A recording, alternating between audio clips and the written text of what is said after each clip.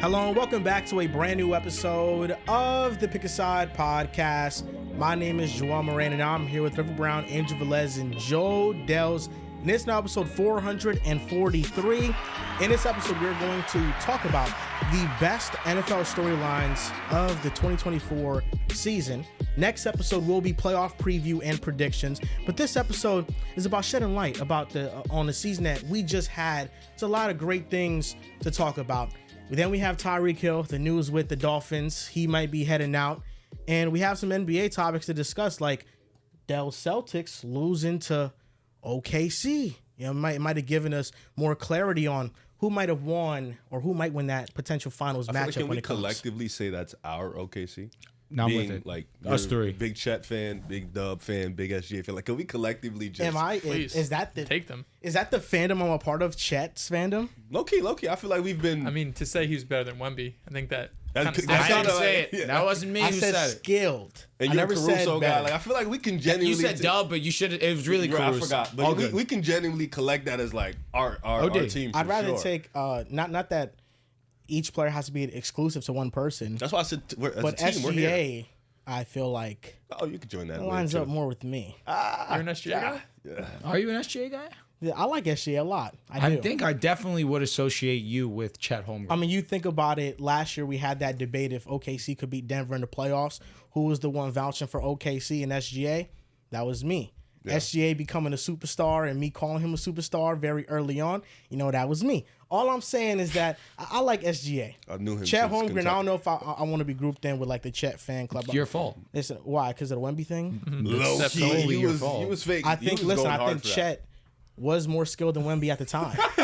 But 2 months ago, he was more skilled, not the anymore. rapid growth of Wemby, I mean, Chet's got a lot to catch up to. I haven't seen for No.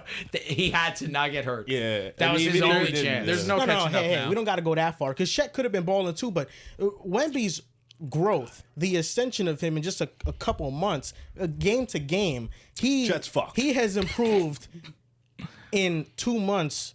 Typically, what it takes players to improve in 3 years. I think what we saw 2 months ago between Chet and Wemby is the closest they'll ever be compared to. To be honest, Wemby's had like a Shaq-like growth. Like, it's like literally like that. Chet's probably not gonna do that. It's good that Wemby did all the talking for me. Like, I don't have to say a damn thing. And Chet has SGA in his team. SGA is just the guy. Like, it's kind of Chet. I just like the way SGA plays. You know, for if sure. I'm watching OKC, it's because of SGA and how it's a he movie, plays. man. You know, it's a movie. Yeah, he Sure. created the drawing fouls and stuff. Players He did gonna create start that. No one imitating ever did that before. Yeah. They That should shit have. blew mine. Whoever Do you did see this that pump tweet? fake shit, man. Yeah, some Boston account actually said that it's a video of SGA foul baiting and on like a jumper and like- trying to get he's to like the 17. line. And that's exactly what I said. He was like, "Oh, this is what kids have to imitate their game of." Harden used to do it. Shit, might be Bro, before Harden. Dwayne Wade. Yeah, like Dwayne. Wade I used to do that. how many times did I watch Dwayne Wade do that exact Shit same ton. move?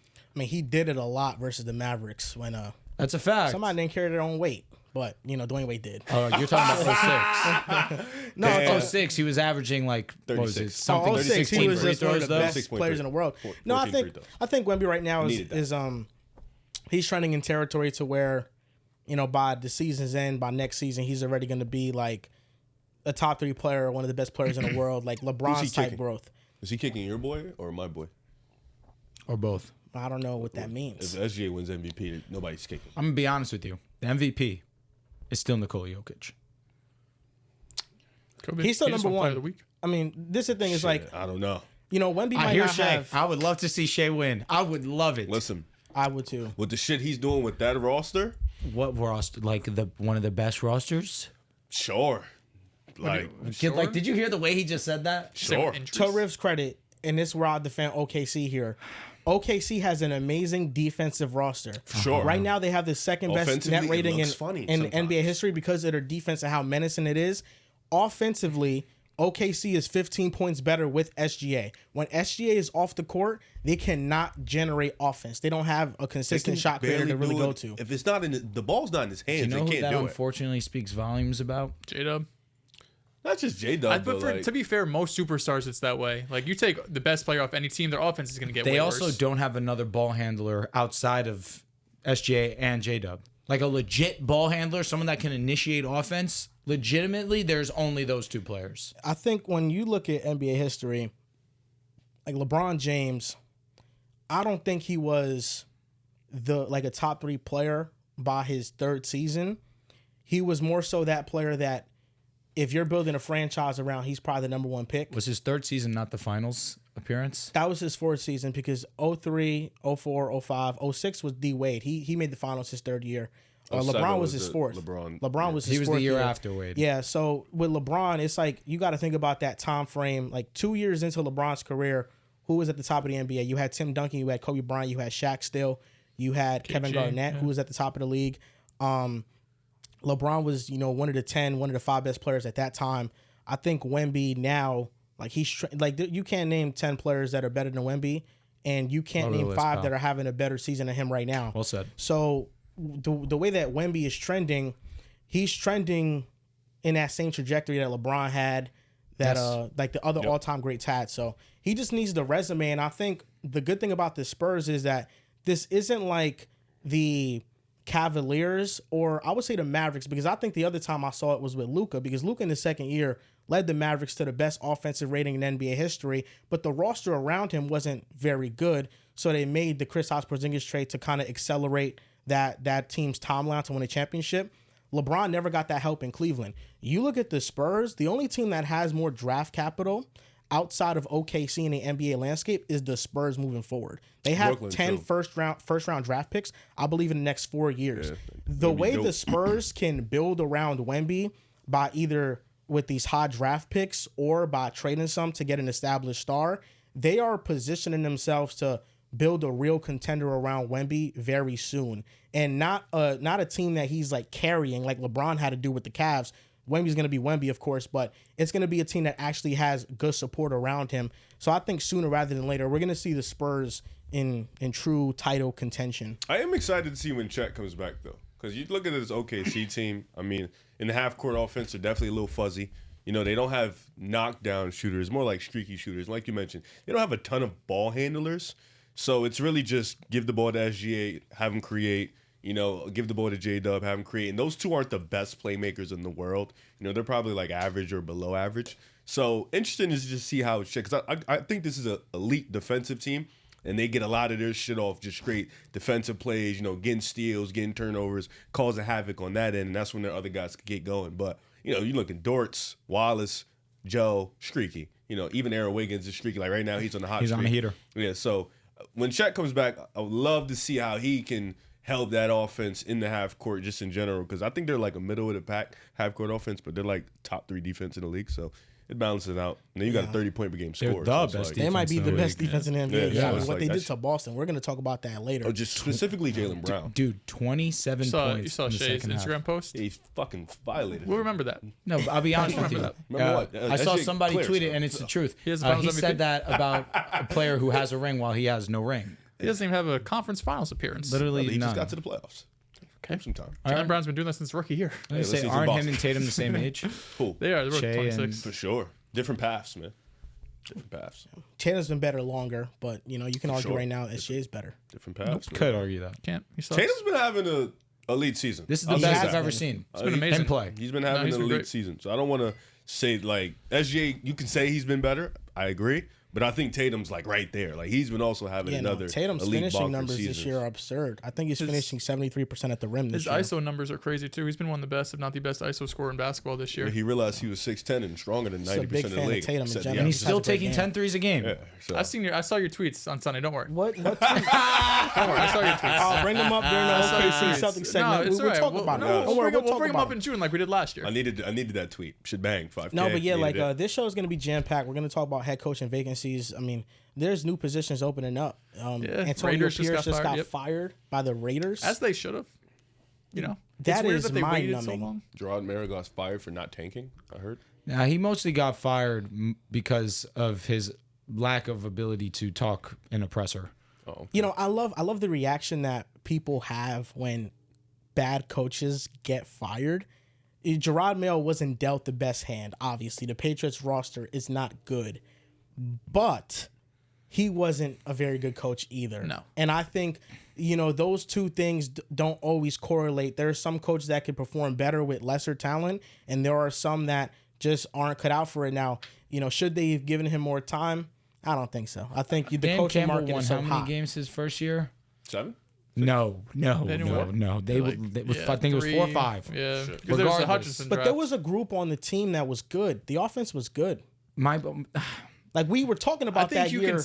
could tell when a team is just bad because of talent, and you could tell when a team is bad because of talent and coaching. I think Jerod Mayo, they were bad because of talent and coaching. Like Dan Campbell, I felt like year one you could see some of the culture being built.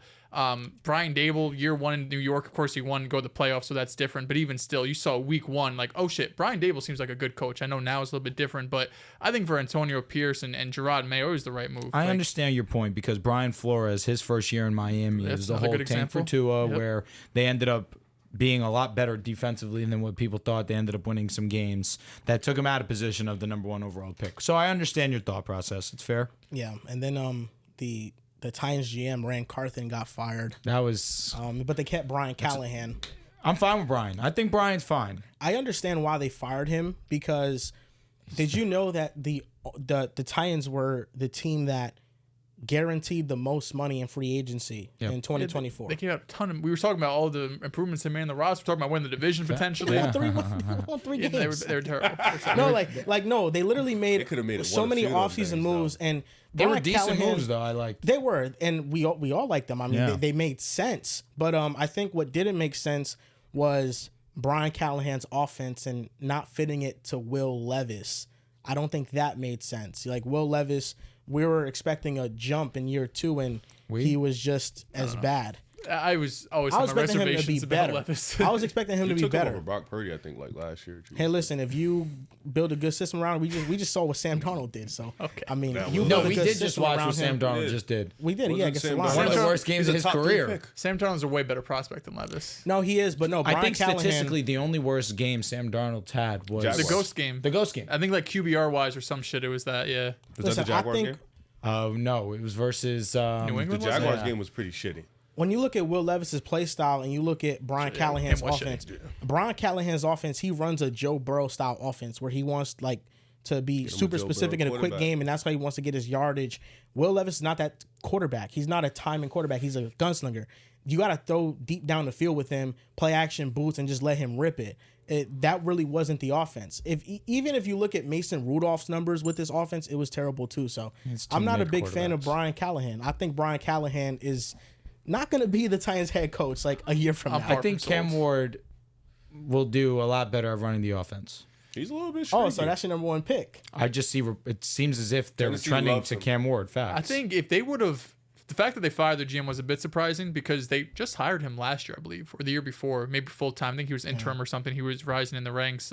But he was the one who fired Mike Vrabel. Pretty sure he was the one who okayed the AJ Brown deal a couple of years before. John Robinson. Was that John Robinson? It was John Robinson. Okay, my yeah, the apologies. AJ Brown But thing, the yeah. Vrabel thing, at least, he was the one who fired Mike Vrabel after they had a bit of a power struggle. But it's weird because it felt like the GM would be more safe than the coach, but you could have gone into next year with a new head coach, a new GM, and the number 1 overall pick. And that feels like a spot where Ben Johnson would have been down for. Like you have, maybe you don't have the cap space, but you have the number 1 pick where you can either take a quarterback or trade down for a plethora of teams who need a quarterback. You have potentially player personnel control that we know he wants to be invested in. So it's an opportunity for them to get a potentially better head coach. And they're like, no, we're just going to run with Brian Callahan. So I don't see it, but maybe they know something I don't. Oh, speaking on the Cam Ward and the draft and the prospects, we're going to do a top 10 mock draft today. The Cam Ward Titans fit, I think he would look awesome in the uniform. That He shit would was look awesome fire, in though. uniform. He much like Shadur Sanders, they take a lot of unnecessary sacks. Like I'm not sure what his pressure to sack ratio is. I wouldn't be surprised if it was similar to Will Levis's coming out of college. And Cam Ward is another one who he has a lot of arm talent, but like the timing, rhythm, offense stuff, like I don't know if that's like the perfect fit for him. I'm just hoping that these quarterbacks don't get drafted to one of these organizations that are bad. Like if you're asking me, two of them are going to Tennessee, Cleveland, New York. If you're asking me, do I trust the Titans to develop Cam Ward? I would tell you, hell no, I don't. I don't trust what they got going on right now. It's just a mess. Did you see him that video of Cam Ward in the backfield just standing there? In the Yeah. That's how he plays though. That's why it's so nonchalant. Yeah, he's so funny. I fuck with He Cam. did have OD time. There's just nobody around. He was just like, fuck it, I'm just gonna chill back. He's dope, he though. just stands. He doesn't even move his feet or anything. He's just in the pocket all the time. Fuck with Cam OD. I like Cam. But how are you doing? How are you doing, Dehls? This is the first time you've been here. Doing in the last good, few yeah. episodes. Hey, shout out to John holding it down. There were some great clips out there. The Sabonis and That is Bam an clip was understatement. hilarious. You know what I noticed? That whenever we have one of these debates, it's like the universe knows, and we get a game between these two players head to head a couple days later. Sabonis and Bam, did I have any idea that the Kings and Heat were playing a couple days later? Didn't know that. Absolutely not. They played a couple days later. I'm like, oh shit, this is perfect. And then Sabonis had to do Bam. you know how he did him. He did him dirty. He had 3 blocks, but he don't play defense though. That's what I heard. That second overtime, he played really well. Because I only caught like overtime and second overtimes at the gym. But that second overtime, hey, he played really well. He defended Bam at the rim a couple of times. He caught buckets. It's not that hard defending Bam this year. It's not. No, he just misses a lot, man. I told John in the chat, I'm like, yo, defend yourself. Pull up. They're talking down on your boy, bro. What killed me, and honestly, I feel very passionate about it. If I ever need a laugh, I'm just going to pull up that clip of John losing his breath mid-sentence, sounding like I don't even know who. He just sounded so He was getting very passionate. crazy. He fucked up because he kept talking about like prior years. That's what he John fucked was up at. funny, man. Nah, bro, I'm watching it back. He fucked and up. the whole conversation was about this year. Yeah, and he was fucked up. I'll agree to that when I see Sabonis go he and fucked lead up. 2 That's why I was finals. like, if you notice, I'm in the video just like, I get it. Because it would piss me off, too, if I was defending Bam and y'all were like, well, Sabonis been a better defender this year. Be like, oh, come on. Y'all know. You know what I mean? Like, that would have pissed me we off. weren't never even said that, saying though. all Yeah, that. I forgot what y'all were talking about, but maybe it was like efficiency at the rim or some shit. We were just saying that Sabonis has been better because Bam's offense has been terrible. No one will ever question Bam's defense. But this year, it's not like Sabonis has been in previous years he's been a defensively. good defender, yeah. Sabonis has been the best player for the Kings this year. oh, He has been. I really feel Fox has been pretty good. he has his hot and cold moments. I won't give you too much Nothing pushback more. on that. The Win most some games consistent without him, I don't player know. is easily Sabonis. Every single night, you can bank on Sabonis. You won't get much pushback from me. I just think that it's unfair to judge Sabonis off his playoff moments when he's had very little of them. He's only had one real playoff moment. Kevon Looney is tough. And against Draymond and Kevon Looney. Draymond was But not only Steph that, had I feel literally like fucking 50 in when you're Game an 7. offensive-oriented big, you need the right pieces around you to mask those defensive deficiencies. And that's the only way we can see you at your highest ceiling. I think that's why it's fair to question his playoff moments, though, because I get it's one moment. It's hard for me to envision a scenario where Sabonis is like dominant in the playoffs. I just think his play style with what you got to have I think around that's him because is of his own difficult. doing. he's not bro. I really agree. dominant in No, the I regular agree. season, though. Like Yeah. from a scoring No, for sure. standpoint. It's Well, his I'm own just saying doing. He just doesn't being- stretch. Like now he's like trying to, but like he's Succeeding. not Trying, yeah. He's like, succeeding. yeah. He is shooting 40-some to percent, To yeah. succeed, you have to kind of do it in the play. I was going to say like prior. God, it always to comes to the The playoffs attempts at are this low, point. though. What No, you it's mean? like He had a Yeah. clutch 3 against the He Heat, did. though. Yeah, just overtime. like prior to this year, though, That he was great. You know, Come on, boy. like, Come on, boy. it was Sabonis. easy. It was easy to scheme up against Sabonis. Like you know what he's gonna do. He's gonna get you in the post, throw elbow. He's gonna do a dribble handoff. Like it's very Not simple. no more, though, because he can stretch. Possibly. You If gotta see Keegan how- Murray figures shit out, maybe. Who knows? Keon Ellis is back in the lineup. Now shit's up. That's something else Possibly. we're going to talk about, the Kings' 5-game win streak. What's going Let's on talk there. about. Yeah, we got a lot to talk about. I haven't started yet. Yeah, we're going to start with Talk about all 5 topics within the first 20 minutes. 2 minutes. And that's the podcast. Have a good night. We're going to talk about NFL storylines, and I'll give the honor to Drew because it feels like the best NFL storyline this year, or one of the best, is your fandom with the Broncos. I mean, what do you think, Dehls? What do you think, Riv? I mean, Yeah. that's one of the best storylines Denver's this year. probably, in terms of like, because the best storyline, actually best, but like usually year to year, the surprising team is like one of the best storylines, like Houston last season, Denver this season. I'll tell you what. I love that you guys are kind of coming to consensus I've been that we here, are the by the best way. story. He has more than been here. anyone else other than me, without a doubt. I've been here, man. For Denver, sure. I've seen the vision. However, I looked up storylines because I was trying to find a third one because I had 2 locked in, but I was trying to find a third one. And NFL.com dropped the list. I think it was CBS, excuse me. CBS Sports dropped the list. And I'm looking. I see Jaden Daniels and the Commanders. I see Michael Penix coming in for Kirk Cousins. And I'm scrolling. I'm like, all right, we're about to be top 3. Let's go. Saquon rushes for 2,000 yards. That was number 2. Number 1, the MVP race between Josh Allen and Lamar Jackson. And I thought, hey, that's a fair storyline. That is great. But in the top 10, we're not even 10. Oh, the Broncos didn't make the list. It's interesting. And what's so ridiculous to me about that is even I didn't think we were going to be great prior to the season starting. I had little hope for us. Of course, I trusted Sean Payton, but I felt like this was a long-term vision. I just wanted to see growth in my quarterback that we drafted number 12 overall. And we ended up making the playoffs. And that was something that I kind of felt could happen early on in the season after we beat the Buccaneers, because this defense was great. But prior to the season starting, nobody had respect on us, including myself. I thought that we were going to be in the hunt for Travis Hunter. That's how bad I thought we were going to be in the preseason. And for us to be a playoff team, for us to break the 9-year drought of not making the playoffs, now there's great distance between us and the unfortunate New York Football Jets. Ooh. I understand where we started to where we are. That has to be the number 1 storyline, because when you talk about expectations, we are the Houston Texans of last year. To have a rookie come in and immediately be a playoff team, for my quarterback to go ahead and have the second most touchdowns a rookie has had in NFL history, for him to do it against second stringers, to be honest with you, I didn't care.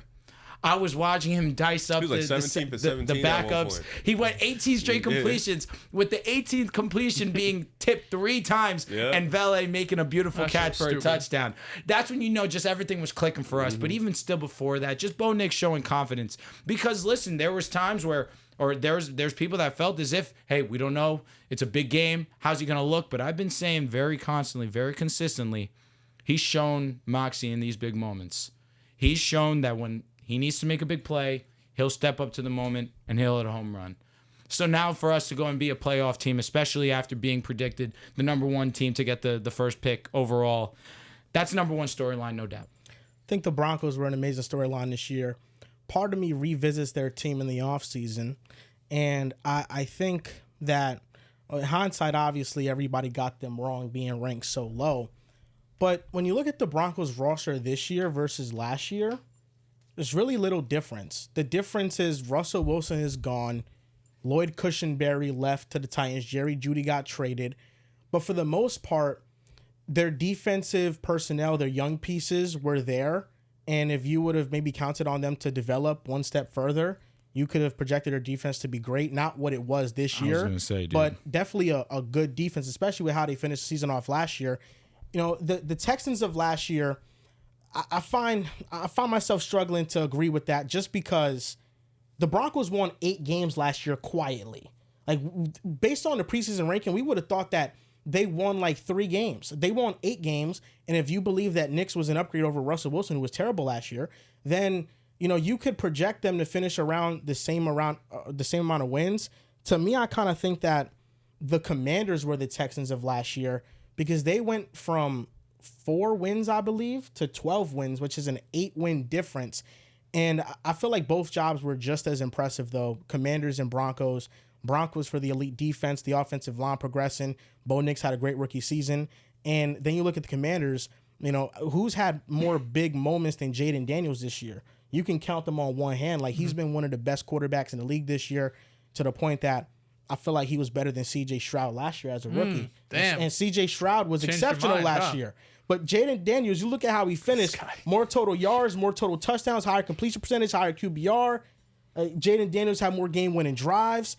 He did it against good defense, like against the Eagles. His miraculous comeback against you guys. I'm just saying, I think that was one of the best storylines. You forgot the pick he threw? No, but then he scored a touchdown after that. It's all Smitty's fault, I'll be honest. It really is. It is Smitty's fault. But no, the Commanders and the Broncos, I think those 2 teams were the 2 surprise teams of the NFL this year.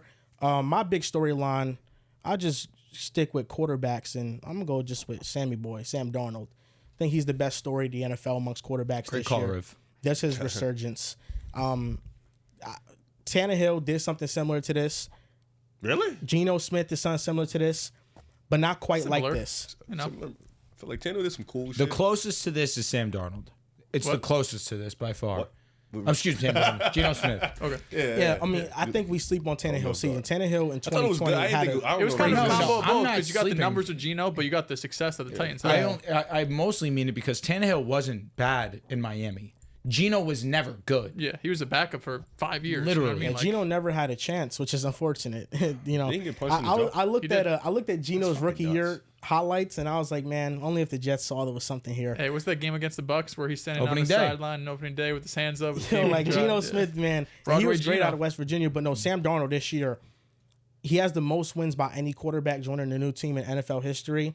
He has 13 games of 100-plus passer rating. That's the second most in NFL history, only behind Aaron Rodgers in 2014, which was his MVP season.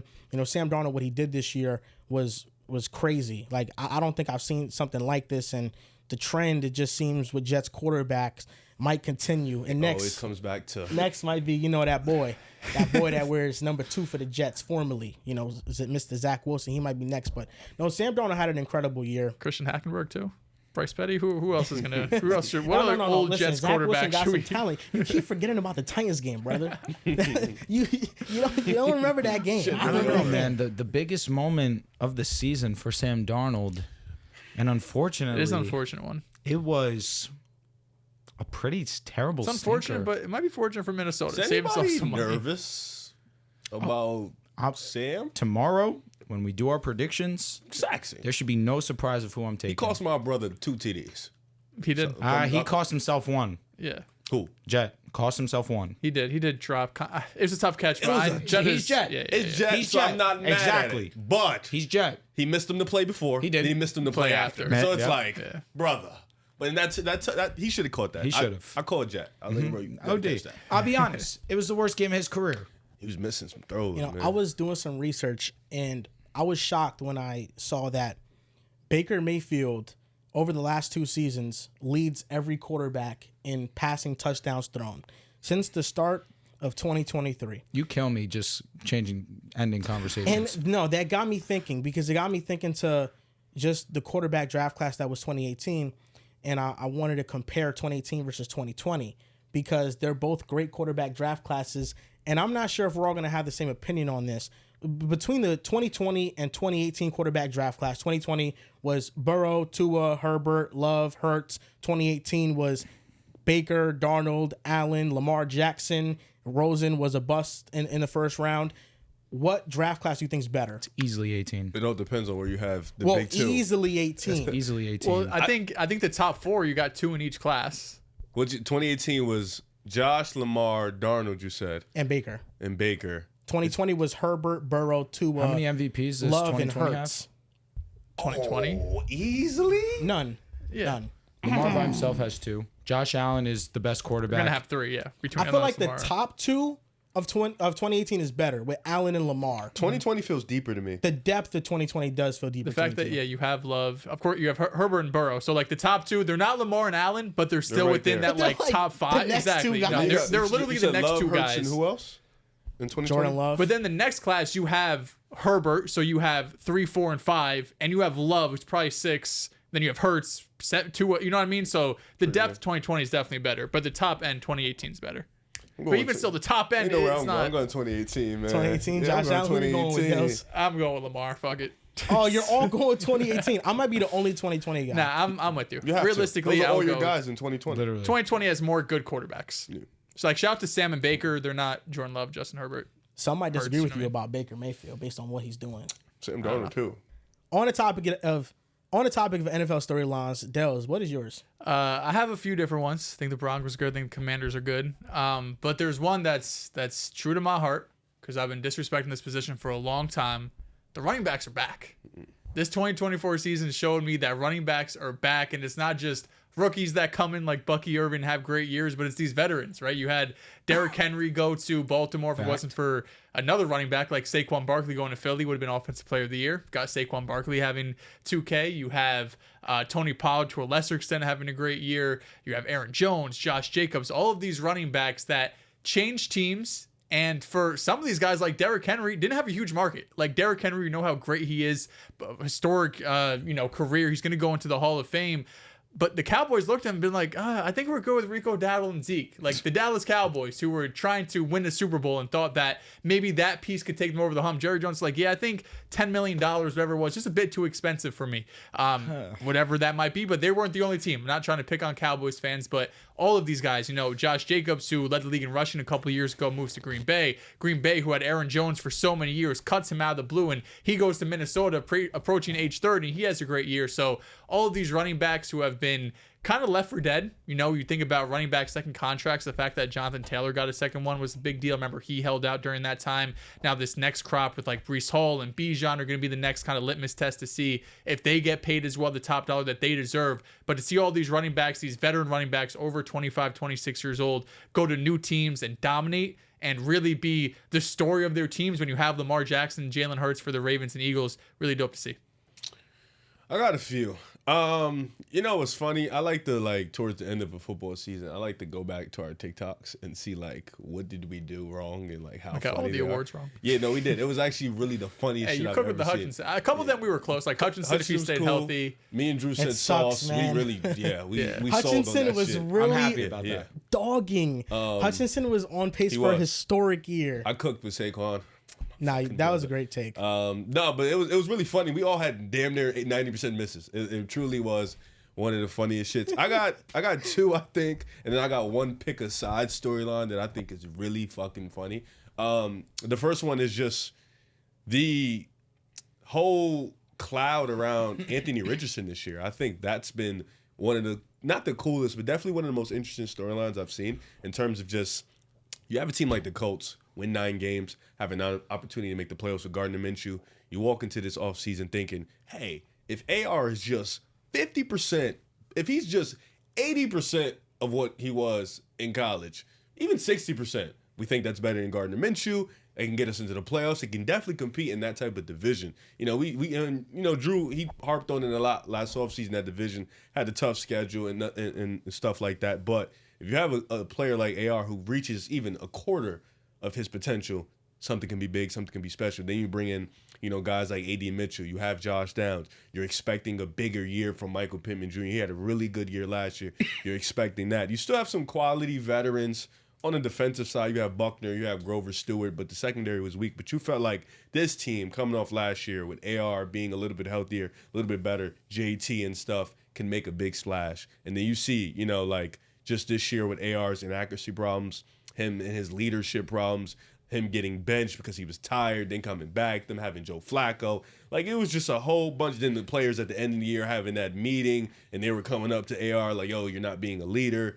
Them not liking Chris Ballard. It was just a whole lot of drama and toxicity with the Colts franchise and just their quarterback in general. And you expect so much from AR in a division where you have Trevor Lawrence, who's a room in talent. You have CJ Stroud, who is coming off a down year, but still has a lot of talent. You thought AR was going to be one of those guys that can really jump your franchise into a really good team, because you thought AR could be a top 10 quarterback with the potential he has. The potential's still booming, but now you're sitting here probably less excited than you were last year, and that really does suck, because AR, when he's on go, it's really exciting to watch. It's really that time when he tripped and threw a 70-yard bomb. You're like, yo, what the fuck? This dude is legitimately special. My second one is just another quarterback. I feel like Caleb Williams in the generational talent tag. I think that was also another story. Just Chicago Bears tag in general. I mean, going from last year to this year, you had DJ Moore have his best year ever. You have the defense finish really strong to end the year. You're thinking if we just plug in Caleb Williams, we get Keenan Allen, we bring in Rome Odunze, this could be a really good team. This could be a playoff team. The schedule wasn't crazy. It's something we felt like we can really get past.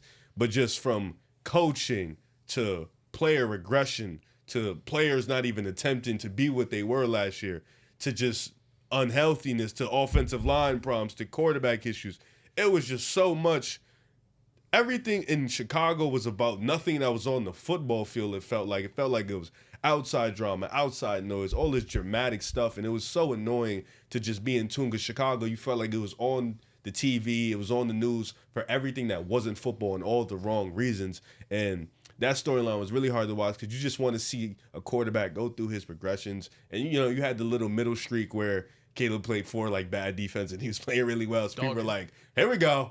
It's the 3-game stretch against the Vikings, Packers, and Lions. That too. It was starting to get heat up, but then you seen a kind of regression again. It was kind of like a up and down, like a roller coaster, like an up and down year. But that storyline was also dope. And then the third one, I mean, the pick aside storyline. True. Walk with me. You're so real for this, for bringing me back in on this. Walk with me. Because number 2 written on my notes was most definitely the terrible, the no good, the very bad Jets. It was 14 wins. 14 wins. Aaron Rodgers, Jets defense, Garrett Wilson, brother. Garrett was great. We started the year, we're going to whip the Niners' ass. That was the moment. Tone setter. The tone setter set the tone. You come out, you get your ass spanked on. Like, all right, maybe we had some high expectations. The Niners. Let's walk And it they back. ended up sucking. Yeah, they did. Wait, okay. Yeah, he's right. He's They were right. dog shit. Yeah, also being dog shit. Then you have a couple wins. We thought the Niners were actually like that after that game. We we made the Niners look like a top 3 team in the league. They probably were the last healthiest they outside of were. CMC, but they had everyone else. no Dre Greenlaw either. That matters. True, they had Ayuk The and Jets everyone else. storyline was easily the funniest storyline because you guys were so.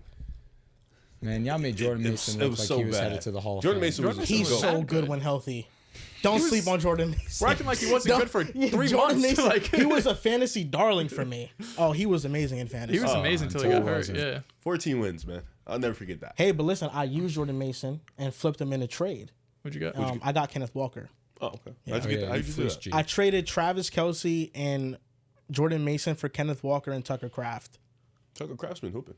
Okay. That's not bad. It was an all right trade. Tucker Kraft, he was very inconsistent. I dropped him I some was weeks. saying Kenny Walker ended up falling off. Yeah, he got hurt definitely. too. But he So was you got always fleeced. No. Kenneth Walker was always like a 10-point guy. Oh, okay. Like 10 points, maybe high end 21, 24. He has some He monster had the game weeks. against Detroit early in the year, and I was like, oh shit, it's about to be up. I was 2-4 at one point. I made all those deals because I said, Which hell league is no. this? This is was sloppy. the league, Sloppy Sundays. That's what it's called. Yeah. The one with Jess. It's her. It's called Sloppy Sundays. It's her in my league. We did like this couples league, and it was won the cool couples because it was her. Frank. Yeah, he did. He balled out. He It was destroyed Charles. It was Jess's first fantasy experience, so I was trying to make sure she had a good one. So I was really GMing, bro. Get in there. You know what I'm saying? I don't want to call you. Alexandra a piece of shit, Girl. but with all due I respect, found it.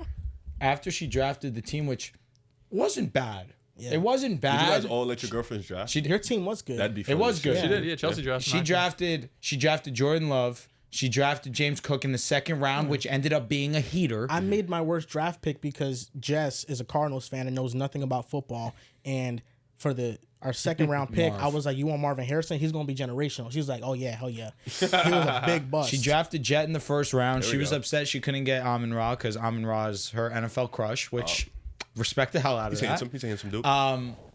That was our big three. Jordan was mid, but she drafted Cup, who when he was on, he was amazing. Early season, Jaden Reed was a movie. Did you make the playoffs? No, we were third in points. We ended up falling off because for a good portion, this guy's team was amazing too. His team fell off. And then the first round of the playoffs, they scored like 60, 69 yeah. points. Oh wow. Dude, it was nuts. It was pretty crazy. Charles was in last place, and he finessed all the way to the championship. No, he went crazy. He I was did. begging him for Lad McConkey. Now Charles had a great team. Puka came back. His team went to the moon. Yeah. So all these conversations are really good. There's so many things to hit on. Because you mentioned the AFC South with the Indianapolis Colts. I was gonna say I do have one more storyline Okay. real quick. I got a You couple guys can get to yours. I just want to say this about the Colts is that if we were giving out a pick a side award for the most disappointing division in the NFL, it's the AFC South. It's the AFC South. Can I counterpoint? I wouldn't call it disappointing because I anticipated this coming in. You didn't anticipate the Titans being as bad. I said I don't see any team outside of the Texans making the playoffs preseason. Yeah. That was my take. That's and that valid. take, mwah. But the Jaguars and the Titans both don't are think the they have Jaguars are top that 5 good. picks. Like I think even with the tough schedule, and I understand that you didn't think that these teams would be in the playoff race, you can't name another division in the NFL that had all 4 teams in the division disappoint. The Houston Texans made the playoffs. They're a big disappointment this You're year. right. They're the biggest disappointment in the NFL this year. You're right. The Indianapolis Colts. Anthony Richardson, did he develop at all? Nope. That was the barometer for the Colts reaching Did the their Jags goals. disappoint Does them? Anthony Richardson develop? He did not. They failed their season. The Jacksonville Jaguars, they were a mess all year long, Yeah. even with Trevor Lawrence. They were losing close games. Their defense was horrific Never felt throughout like they the had a season. chance, though, honestly. Trevor Lawrence gets hurt. The only bright spot has been Brian Thomas Jr. Brian Thomas Jr. has been amazing. And quietly, Trayvon Walker is actually a good player. He had a great campaign this year. Back-to-back double-digit sack seasons, but overall, the Jaguars are a mess. They kept Trent Baalke. This is a disappointing team. And then the Tennessee Titans. You spend the most money in cap space. You guarantee the most money. And you win 3 games. I think they got no one overall pick for a reason. I don't think they're the same. I think NFC South is a bit of a disappointment too. You know, we believed in Atlanta. Buccaneers. That's one of I'm my saying, like, storylines it's not the the first same, but 2 yeah. weeks of the season, New Orleans Saints. Yeah. That was the biggest storyline in the NFL after Saints, 2 weeks. Falcons, we believed fell in, off and they crazy. just And oh my god, But did they fell off because of injuries, They though. no, absolutely. And I they did. always want to be fair to the Saints because they really fell off believed in because them. of injury. So why isn't Clint They Kubiak were getting lit. some looks? I haven't heard anything about Clint Kubiak getting head You coaching got to have looks. the full season. Derek Carr is playing really well when healthy, the running game. When Eric McCoy went out, His numbers are actually surprisingly good. when It's Eric like McCoy advanced went numbers. out, their offense plummeted. Like, I he is remember. their entire I'll offense. never forget Yeah. that. Then Chris Olave went out. Shaheed went out. It was the No, offensive they were line the got most banged up. unwatchable team in the league. But no, like, the Panthers season wasn't disappointing. Oh no, heavens no. The Far from. Falcons season, they might have not made the playoffs, Disappointed. but I think if you're a Falcons fan, you lead this season. Wow, Michael Penix Jr. and Drake London look really good. but you still definitely came. You thinking Atlanta should have made the playoffs? Yeah, you're disappointed. You're You signed disappointed Kirk for to sure. a huge The contract. Buccaneers, though, are not disappointing. Nah. No, That's no, why, no. like, the AFC South, like, try to find another division that every team in that division disappointed. It depends, but it depends on your expectation. Like, I didn't think the Jags would make the playoffs. I didn't have the Colts making the playoffs. Like, Facts. so it's like I don't really. You didn't have them getting top 5 pick, though. The Jags, I thought was gonna be pretty bad. Honestly, Top 5 pick? top 5. How many games did they win? 3? 10 pick. Yeah, they not a lot. Yeah, they're 3 not good. games? They're not good. Titans they won three. how many I think they last won year? Maybe 4. 6. 9. Yeah. Well, That they was were 6-game drop Yeah, off? they were like 8 and 3. I probably, if I had to guess, I probably expect them to win 6 games. So yeah, disappointment. Like, And the they're Titans like, won half of their games they won last year, too. I definitely expected the Titans to win more than 3 for sure. I didn't think they'd be dog shit. Like, they're bad. Like, you know, AFC Will East has Levis the Bills. was AFC bad. West has 3 teams. AFC's another one. AFC North, they got a lot of good teams. With Bengals definitely most disappointing team in the league, AFC up there East with is the Jets. disappointment as fuck. NFC East is a great division because of the Eagles and the Commanders. He said Cowboys. AFC. No, Oh, I AFC thought you East. said AFC. No, AFC East is disappointing as 100%. fuck. Miami and the Jets disappointed. But they all got like a shit. team, though. I think, like, collectively, the AFC South is just trash. Yes, Oh, yes, because yes. even the Texans don't feel good about themselves. No, Right now. this statement is correct. Yeah. It's every team disappointed in their own fashion. It's like you and I felt like, hey, Titans are gonna be bad, but like a good bad. Like we're gonna feel promising. They're gonna show us something Like a promising. sneaky upset win. Exactly. It was one of those, like, Never I'm taking were. another team every week. Like, And they They that never was one of were. their, that was who they were. What's your second storyline? So it's more so blind comparison, and it fits into a storyline. I'm gonna give you 2 players blindly, of course. I want you to tell me which is player A, which is player B. Player A, 2,335 yards, 20 total touchdowns, 6 INTs, was sacked 22 times, and he threw 319 attempts. What That's was the player touchdowns? A. This is 20 total touchdowns. Player B, 318 attempts, so 1 less, 2,274 total yards, 9 total touchdowns, 8 INTs, 36 sacks. Who's player A? Who's player B? Player A, Bryce Young. Player A is Bryce Young. Player B is CJ Stroud. Is it rookie year CJ Stroud? This is the last 10 games Oh, okay. between the 2 players. I don't give a fuck about that. This is really just since Bryce Young came back from being benched. Now, it also goes hand in hand with what you've been saying a couple of weeks is after that Jets game, yeah. from that Jets game on, the Texans offense was never the same, especially that pass offense.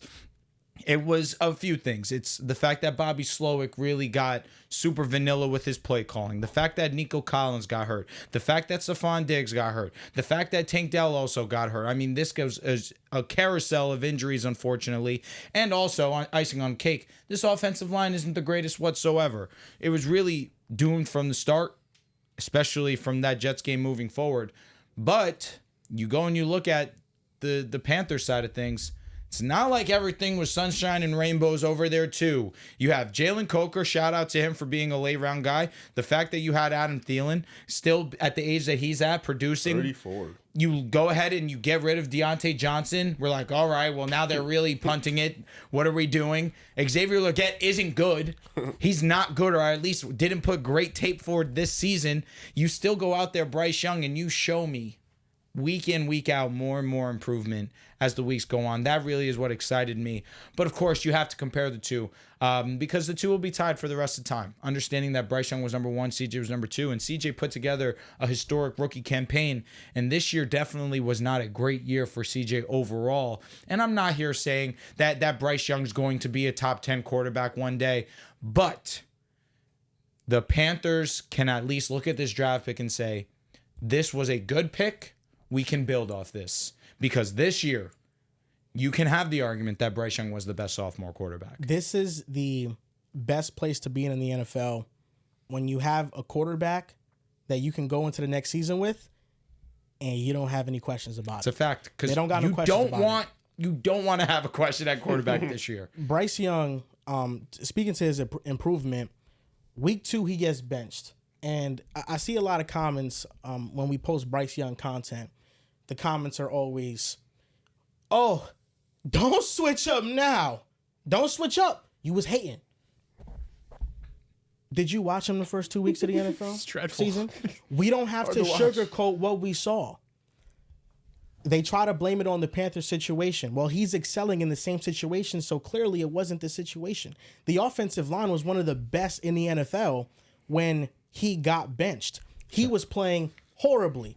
That's what makes Bryce Young's improvement this year, how he played after he got benched, so impressive. Because we're left wondering what happened. Is the Rod Wave call real? It changed Is his it life. really Rod Wave that made Bryce Young good Shout out again? to Rod. He changed Because my life, so. something happened when Bryce Young got benched to when he started again. Since week 8, which is the first game he came back from being benched. Since that time frame, he has 33 big time throws in the NFL. Second most. It's tied first only with Joe Burrow. Oh, really? I thought Yes. it was 2. Okay.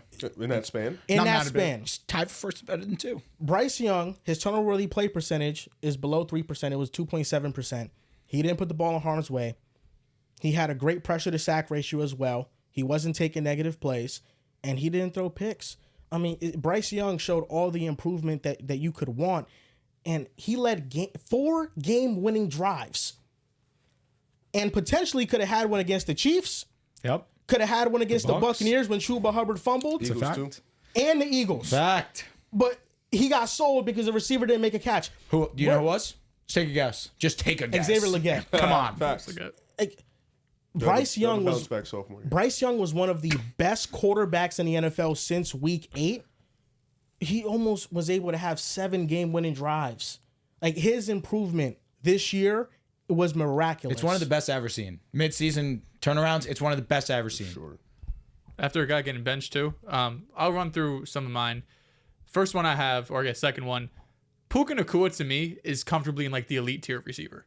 I think Puka this season had proven himself that he is more than just some gadget guy in Sean McVay's system who just benefits from having Matt Stafford and Sean McVay. He's been sensational this year. Since week 8, Puka only trails Jamar Chase in yards and receptions. Puka has done that on 260 routes. Jamar Chase has over 400. He has the most 100-yard games since week 8. His yards per route run this season is over 3.5. Jesus. He's the only receiver in the NFL over 3 this year. So he did miss some time, obviously, so maybe the numbers skew, but I mean, we're still talking about a 10-plus week sample size of him being such an elite wide receiver. And what he does, he's such a complete guy. You know, like, I think he really got labeled as a gadgety guy just because maybe he's a later round pick, the way he was used just in slot and motion. But I know you brought up Joel, he's using the outside more this year than he was last year. There's really no asset of the game that's like lacking, like maybe straight line speed. He's obviously not like Jamar Chase, but I mean, at the catch point, route running, hands, after the catch, breaking tackles, he really has it all. I think he's one of the most complete receivers, in the league. Next one I'll go through. I have a few here. I like this, Dehls. Can't remember. This rookie class. This 2024 rookie class. I went through the entire first round earlier. It's really hard to find picks that teams are going to be upset about. Like, all maybe hits, there's no like misses. 4 or 5. Like Fact. Xavier Legette, like you'd rather have Lad McConkey, Ricky Pierce, like a couple of those, sure, I get it. But even a guy like Marvin Harrison, who we expect him to be generational, 1,200 yards, all of this, he still had like 750, 800 yards for a rookie season. He had a good rookie season. It's just we've seen Jamar Chase and Jefferson and Brian Thomas this year. So we're used to receivers coming out and being top 10 guys. He still had a really good year, but I think of a team like the Jets, who could have had Brock Bowers, who's going to be one of the best tight ends in football for a long time. Olu Fashanu looks like a franchise left tackle if he's able to stay healthy. So it's really difficult to find a lot of teams that are upset over their picks. And then the quarterbacks too. We already know in the top three, May Daniels and Caleb Williams. We know what Bo Nix has done with Denver. And Michael Penix, although it was only a handful of games, the velocity that comes out of the ball, sometimes I wish he brings it back a little bit because I feel like add some more touch, bring down the velocity. But what he's shown, I think he's given you a lot of flashes. He has some of the best arm strength in the NFL. So I think overall this 2024 class has been really impressive. I think Penix Jr., the big-time throws that he's made against the Panthers specifically, I think he had like 7 against them. They were amazing throws. I mean, he's a pure thrower of the football. He's really talented. I'm glad you feel that way.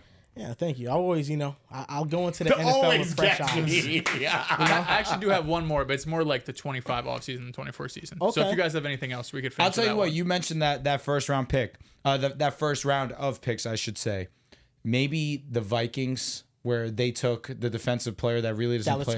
Dallas Turner doesn't play all too often. He's playing better, though. He's gotten more snaps recently. I look at... They also just have 2 defensive linemen, edge guys, even though Van Ginkel plays kind of off ball too, that just are so dominant this year. I'll put the Bills in this conversation too, because I think Keon's a solid player, but again, I think I would rather... Facts, he does. He counts as the... it was the first pick of the second round, right? So fair enough. But yeah, this was a tremendous rookie class. Like Leggett and Ricky. Even in first round, and you look past the later rounds and look at Tarheeb still. He's going to be one of the top defensive rookie of the year candidates. He was a 5th round pick. Cam Hart. The Chargers found 2 corners in the 5th round. The 49ers found a late round corner with Bernardo Green. Like the rookie class this year, I think in general was just pretty amazing. Honestly, there's a lot of talented players. Yeah. So if you guys have none left, I'll do the 25 one. Then we could finish it with that. Do it. So the Giants are funny to me because, listen, they have quarterback problems. They have a few issues on this team, but they're going into the 2025 season win or bust. They're going to go into this offseason doing everything they can to win in 2025. I'm dead. And if I'm a Giants fan, that terrifies me because that means we're going to bring out some huge contracts. We're going to make some aggressive trades to trade potentially future first-round picks, future second-round picks. They're going to be mortgaging their entire future just for one season because I don't know if you guys saw John Mara's press conference, but he was saying that he thinks Brian Dable should consider giving up play calling. He doesn't think that this roster is any better now than it was 3 years ago. And he said, if I have the same feeling now, if I have the same feeling today, if I have the same feeling next year as I do today, it's going to be a whole different scenery here. He was pissed off with the way the season ended, and rightfully so. This was a terrible year, but you put your GM and a coach in a really bad situation. Because now if I'm the GM, I'm Joe Shane here. If I get fired this year, who gives a fuck about these draft picks? I could trade my 26 first because if I'm here for 26, that means we made the playoffs in 25, and I'll figure that out down the line. I can trade 27 picks. But if things go sideways, and it's going to be really, really difficult, even with a potential quarterback and upgrades on this roster, become a playoff team. Like, I get the Giants were there 2 years ago, and they had a good draft class this past year, and there's certain aspects of this team that you could point at and be like, oh yeah, that's a really good mark, like Andrew Thomas and Malik Neighbors. But overall, I still do not look at this team going into next year as a playoff team, and especially at the quarterback position, where they're sitting at number 3, so there's potential they miss out on Cam Ward and Shedeur Sanders. Who you picking up? Kirk Cousins, Aaron Rodgers, like who really realistically is going to be brought in to this Giants team that could help them win potentially double-digit games? Is what they might need to do to make the playoffs next year. I don't see it. Let me say this. Do I think they're going to completely destroy their future for next year? No. I don't think that whatsoever. I would be stunned if they traded away their first-round pick, understanding that you're sitting at number 3. You're not going to get Cam. You may not get Shedeur. Those first 2 picks most likely are going to be quarterbacks, and unless you trade up, which then I can see your they could trade up. I'm not saying they're going to trade number 3 first or anything, but they could trade a first. They could trade like a first and a third to move from 3 to 2 and like take Shedeur on a team that like is this team really is Shedeur going to go here and like have success right away? That's the question. This way, let me finish my thought and then I got you, Riv. This way of thinking, that's the way I can see them losing their first round pick. But regardless, if they sit at 3, they are getting the best player in the draft in Travis Hunter. And if that's the case, and if they're going to try and spend money to make this roster better, and they still fall short, then they will have a great pick next year, and they will have a chance at Arch Manning. Now we're really starting a rebuild. And now our head coach is gone. Now Joe Shane's gone. And now if I'm a Giants fan, I'm happy. Yeah, but my argument is I don't think they're going to be that bad next year because they're going to go out and spend money, and they're going to go out and make aggressive moves and trades to make this team competitive. The thing is, I need to take a look at the free agent class. To picture the Giants being relevant next year. It is. It was very hard for us to picture it after the Commanders too. So I think we just need to see what they make. Like we need to see the offseason moves they make. If they're good, then things can change. If but they don't get a quarterback, dude, I'm not talking about their roster right now is terrible. If you cut them, how much money do they owe? They already restructured. Deshaun's not going. Interesting tidbit about that. Deshaun Watson this year, his cap hit is insane for next year. Because he's injured, there is a policy in the negotiation of the contract that for how many games he's injured, that's a percentage of his cap hit that doesn't count towards their cap. Mm-hmm. He also had a setback, which I don't know, maybe you get into. Yeah. He had a setback in his Achilles, recovery or whatever, and who knows if he's going to be ready to play at all 2025. Am I crazy for thinking Cleveland should take Trav, let Deshaun Watson play, and go get Arch Manning? Because they're going to be bad with Deshaun Watson. You can't let Deshaun Watson play again, bro. Why? He's so bad. Exactly. I don't think it's out of the realm of possibility they pass on quarterback. They all have. It's every quarterback on the roster is bad. But and he Deshaun might be the less of the worst. Him and I think Jameis is better. I think Dorian is just, Okay, DTR is Jameis really has not been good. Jameis is better. Like he's undoubtedly better. Don't forget that preseason. But You were moved by DTR, Dorian. All he said was that he was going to start. Deshaun Watson. AOC started. DTR started. Deshaun Watson might not even be ready until half the season. I feel like you want Arch Manning for sure. Like you're locked in. Like if you're Cleveland, you're like, I want Arch. I don't believe in tanking in the NFL. But can't play this Arch has physical also sport said and that tank. he wants to stay in college 4 years. It's not always signed and change. sealed. It can, but also Texas NIL deal. He'll make fucking $10 million if he wants. Like I understand the finally getting an idea. opportunity to start next I year. understand the idea of Arch Manning. I think he is going to be good. He's very talented. Is it not irresponsible to approach as a GM like we're just going to lose every game to get this like rookie quarterback? I don't think but you're definitely approaching the situation like, look at the quarterbacks on our roster. We're gonna lose with every single one of these quarterbacks. That 27 class can be lit though. Lagway, that'll probably be the Arch draft. Nico and all them boys. Nico, yeah, there's a lot of but if you're Cleveland, you're sitting there like I hope you guys are right. We're like, putting a lot of stock into this 2027 is gonna class. be up. 2027 is gonna be a movie. But like you're Cleveland, you're sitting there looking at the roster like, dude, like we've seen enough. We're gonna be ass with these quarterbacks. There's nothing that can change with this roster. Like these quarterbacks are gonna be a collection of shit. However many shits, I don't know. Deshaun Watson is What the if they worst draft shit. Shador?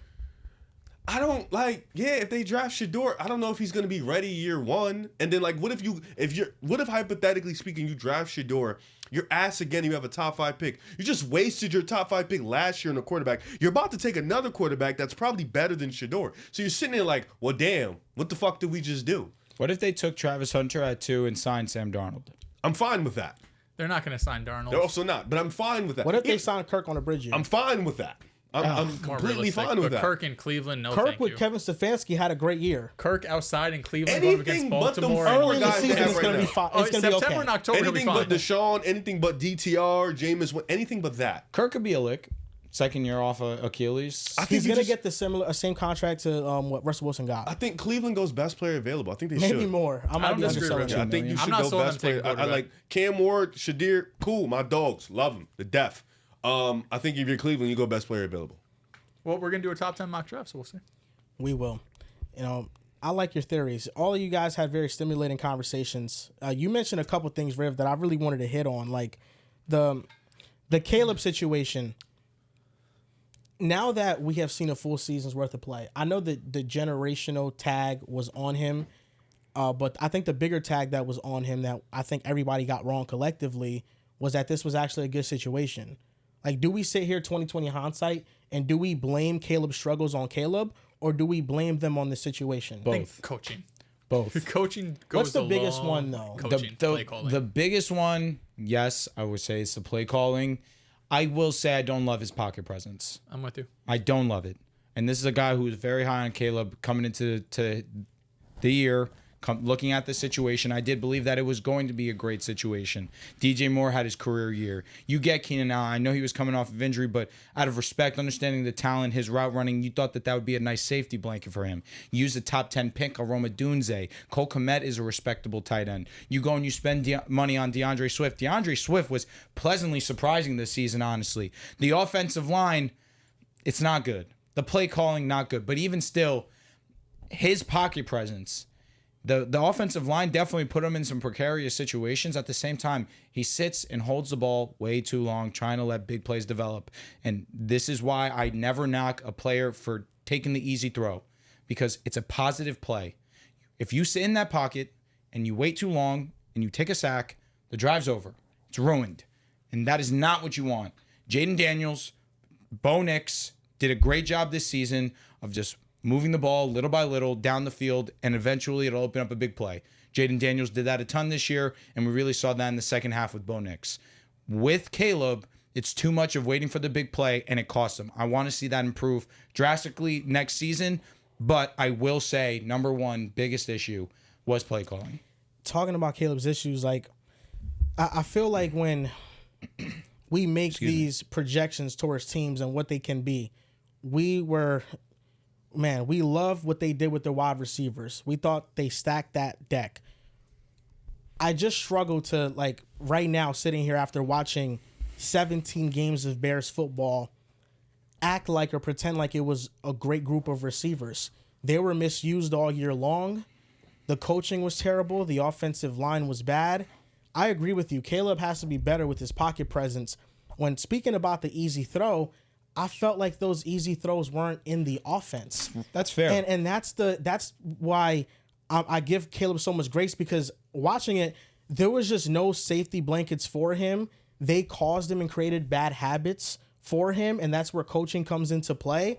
And I hope that whoever the Bears get can get that coaching out of him. The biggest problem I saw was just his deep ball accuracy. How many times did we see him throw down the field and he sails it 10 yards over his worst receivers? accuracy in the last 4 years. It was terrible. So that's something that has to change if he's going to be a viable starting quarterback, because if NFL defenses know that you can't throw deep, we feel like you're not going to complete this pass, they're going to be over aggressive at the line, and you're going to just narrow down your offense to quick game stuff. And if defenses are all over it, there's no way to survive like that in the NFL. Yeah, no, it was ugly. I'm not even gonna be mad, because on paper it was so pretty. Like, on paper it made sense. I know Shane Waldron, I think that's probably the one you can nitpick, but like last year the offensive line was about average. You have DJ Moore coming off the career year, and you bring in two wide receivers who, at a minimum, absolute minimum, are going to be average level starters. And I thought Roma Dunze could be the best receiver on this team day one, even with DJ Moore having such a great year. So I can't even be mad, because looking back on it, if another team next year we go in number one pick and you got three receivers I love and an offensive line that's decent, I would still think you'd be good, you know? So it's tough for Caleb. I think he'll be better next year. So are you switching your mind in the Bryce and CJ debate? Oh, dude, I have to ride with my boy. You're going Bryce Young over CJ Stroud? Let's go, baby. Come on. Get my guy, T. Higgins. 100%. You're Bryce Young over CJ Fuck Stroud. it. I don't care. Fuck it. That's your guy. I really don't care about How do you feel about that? I would still take Stroud, but I mean, like, he needed to see some life. He saw some life. I saw 30 times more than I thought. Yeah, so. Especially after how the first 2 weeks went. I still got to kidding get me? 20 games over Bryce. You know, is Bobby Slow going to get fired? 20 games is nuts. Well, Bobby Slow 16 should get last year, fired. like 4 this You're year. cooking. I guess we won't Maybe know 6. until they're down with the playoffs. We don't know. No, he's gone. Yeah. I It mean, depends. If they lay a the stinker, Jets it's over. fucking are interviewing him. So I think the Jets my are just God. interviewing everybody to no, keep they their are. options They open. absolutely are. But it's you just need funny. to, because It's like, you guys are, you guys have been pretty dog shit these last 2 years, but the one team you've dominated, it's been the Texans. Why are you interviewing the OC? You know? So in the next 5 years, if you could take one quarterback, CJ Stroud or Bryce Young, to build your franchise around, you're going with Bryce Young. Who's going with CJ Stroud? I would still go with Stroud. I just like the physical tools Stroud gives me. What do you think, Papa? CJ Stroud? I'm riding with my No, guy he till the wheels knows. fall He off. knows I'm talking to him. This is well more than I thought I would get. Can I say thought. that it's close? It is. You definitely can.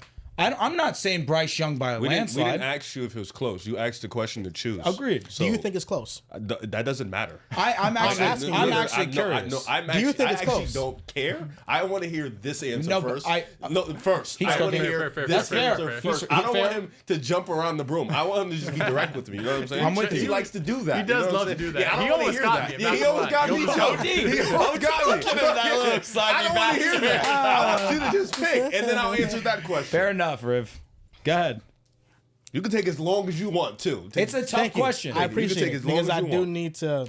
It's not one that you thoughts out should there. feel like, oh, Bryce is just going to be dog shit. I don't think that that's in the future for him. I really don't think that. I think his days of being bad, shouldn't be. He cannot go like back. horrendous, are over. It's over.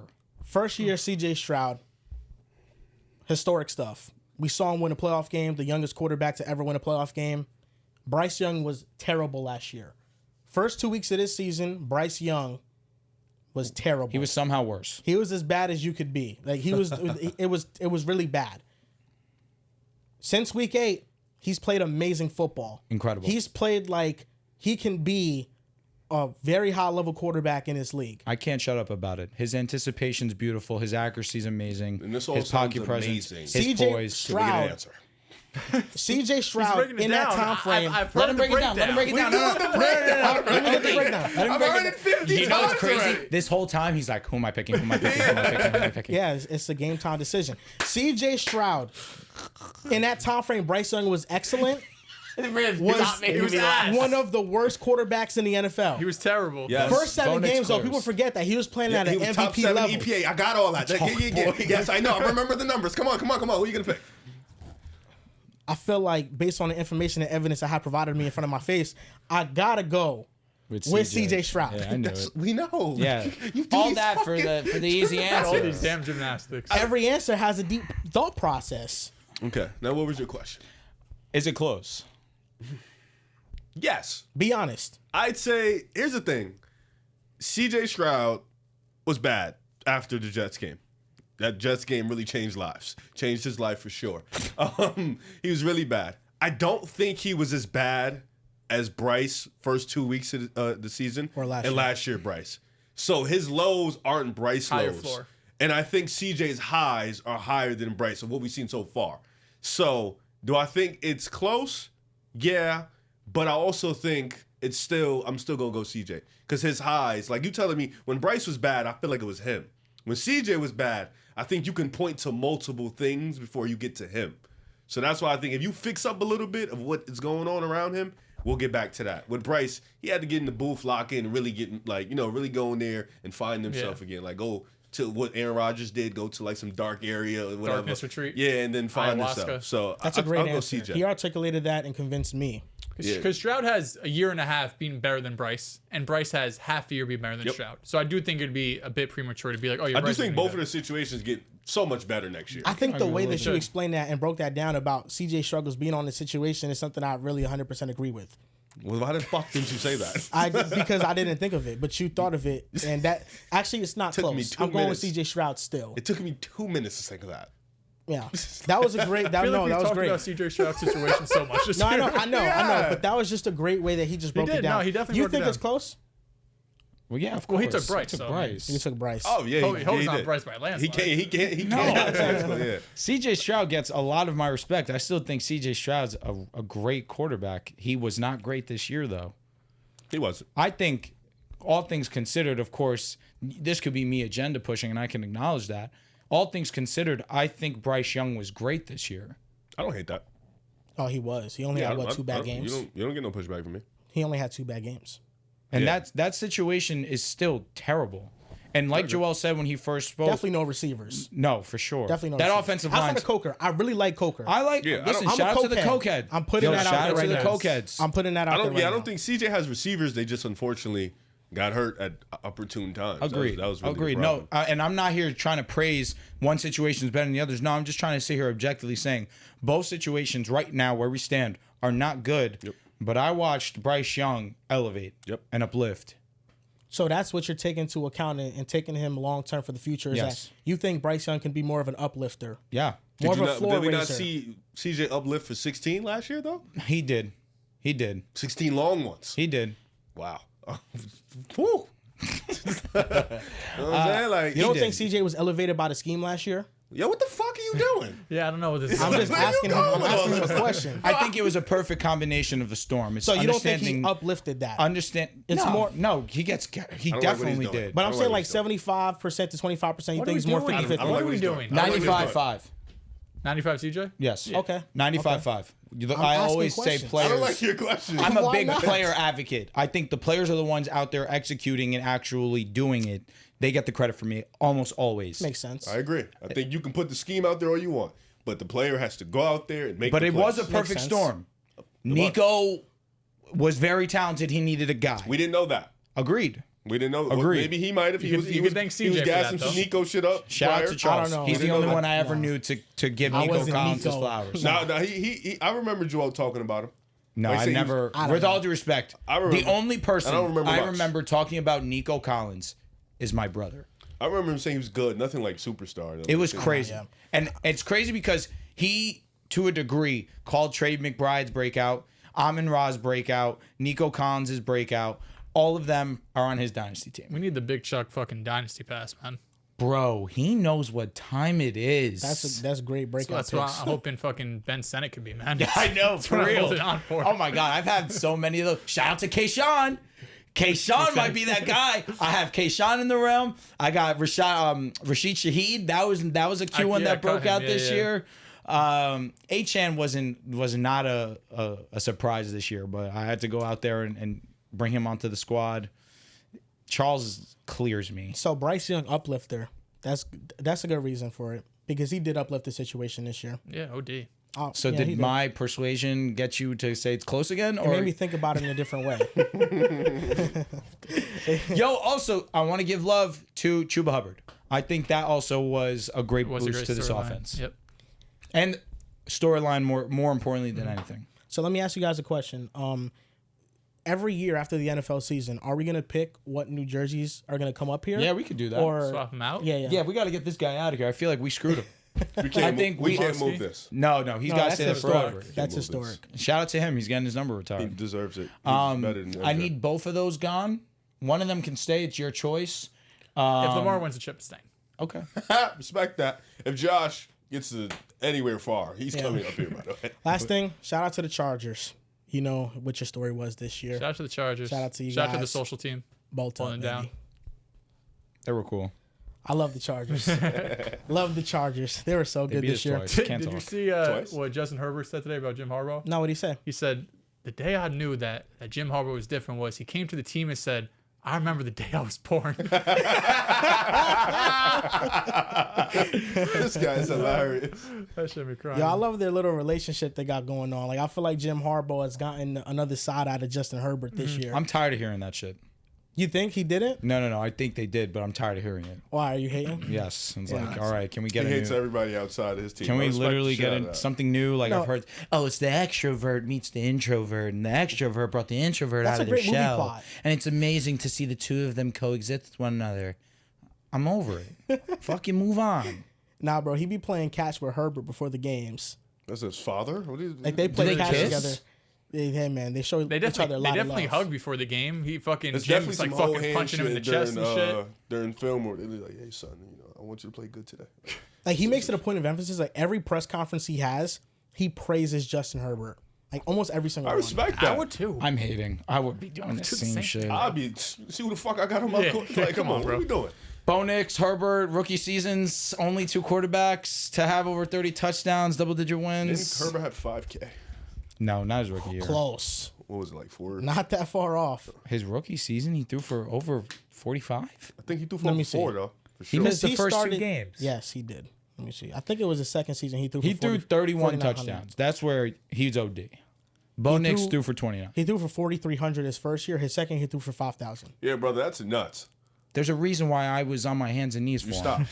Should have continued. As you should have been. I didn't stop. I just had to adjust how I said it. I don't like that. That's I'm that's Broncos that's how I'm gonna be with fan. Drake You weren't Maye. that. Exactly. That's That's, how I'm doing why I Drake Maye. got But at you. least you keep it up. No, actually, I don't want to vouch you. Exactly. Whoa, whoa, whoa, You whoa. said Jalen Hurts is better than Herbert, though. I didn't feel bad. You stopped. Jalen being- Hurts had you me know by what's the balls, funny? respectfully. You stopped being on your knees for Hurts. He fell off on Hurts. I definitely did. I Yeah. took over. And then you jumped to Drake Maye, which makes me feel away. But I'm not going to Lamar's say his guy. anything. Lamar's his guy. Yeah, but Lamar's his guy. Lamar's his guy. Lamar has turned racism a different corner. Like, he really has. I want to say that from the bottom of my heart. He has really changed the landscape of racism. But you, man, dude, For the worse or the better? the better. Oh, I agree. Dude, he's like Everybody loves him. He's dude. he really Everybody loves Lamar. Like, dude. Not but Steelers fans. elite black man. For you to go from Hurts Facts. to Drake makes me wonder. How's that crazy? Just, you know. Nah, I understand where he's coming from. It just reminds me of who you are. To be fair, you traded a light skinned guy for Jalen ain't light. Listen, Dehls No? likes a certain type of quarterback. Fair. I know the type of quarterback he likes. What do I like?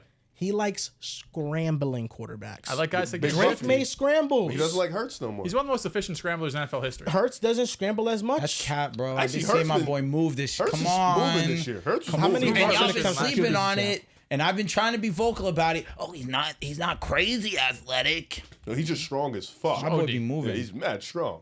He moves a little slow. His knees I still- is I pretty still- healthy. I still like Yo, Hurts. You guys Oh, see I'm his scared. concussion? Let it go. I just see This that. is Drew's guy. He had 10 rush attempts per game. Drake or Hurts? Jalen Hurts. But I feel like his rush attempts are different. They're like Well, because Like the QB scramblers. sheets are yeah, they're rush like attempts, short I mean. yardage, 1 yard. They're definitely the height. Like No, are they I Jaden will Daniels say- rushes? At least I don't half know. of them are sneaks and shit. Jaden got it. Jaden got it. However, when I see Jalen take off, I get excited He has moments. because he be moving Yeah. He also breaks tackles. and he's strong as fuck. Drake May was top 2 in yards per attempt in NFL history this year. Oh, here we go. It's over 9 a carry. No, like yo, Drake. Like I know. He's OD. doing tricks on That's him. OD. it's a point where Jalen Hurts he can get tackled. Like if he's hit at one position, I feel like he's gonna gain like 2 yards out of that. Absolutely. Who? Jalen Hurts. Yeah. And what? He at least he Like creates when he gets hit. When he when gets, he he's not- hit, he creates he 2 to 3 falls yards forward. after for sure. contact. You Falls can't forward. tackle him, dude. Yeah. He's built like a brick. That's what's so hard to tackle. Do you like Jalen Hurts more than me now? Is that what you're trying to say? Fuck no. Nah. Dude, why? Because I think he still likes him. I do like Jalen You don't Hurts. like him? I'm very peaceful about him. I hate to hear So that. why know do you the- care if I don't like Jalen Hurts then? I just care more about the other part of it. What's the other part of it? I think we know what the other part The is. other Oh part my about- goodness. We know what the other part Yeah, is. that's This the guy's part I nuts. care about. You know? It's just if I was a Jane Daniels fan, not a Drake May fan, it'd be fine. Yes. Oh my That's God. nuts. Yes, absolutely. agree. Yeah, yeah. I'm surprised you're not. So I'm was a- I never allowed to like any white quarterbacks ever? That's a Not good. a- 'cause That's a I good actually question. have not liked any white quarterback up until Drake May. He's right. You're fucking cooking. You're right. You know what? No, because you don't. Like Zach Wow. Wilson, but he was on the Jets. You know what I mean? Wherever Jets Yeah, take him, that's like. fair. You know, but you don't like Jaden though. Well, not no. Let me not say I you don't. don't I like, don't. but you're I not was like not a fan. Jaden guy. I Yeah, don't I know. he's a runner. I'm closeted Jaden Daniels. I can't be over. I was I'm definitely my Drake over quarterback. Jaden though, for For sure. sure. Dallas don't be hating on nobody. To There's He definitely hates- guys to hate on. Nah, what did you do? Nah, Definitely hate quarterback- to, I don't know if What I quarterback is it like? Steelers, Dallas is I like hate an fucking advocate. They don't Yo, have this quarterbacks. guy's not good. I don't like him at all. I don't know. It's a good question too. he is it? hates Derek Carr.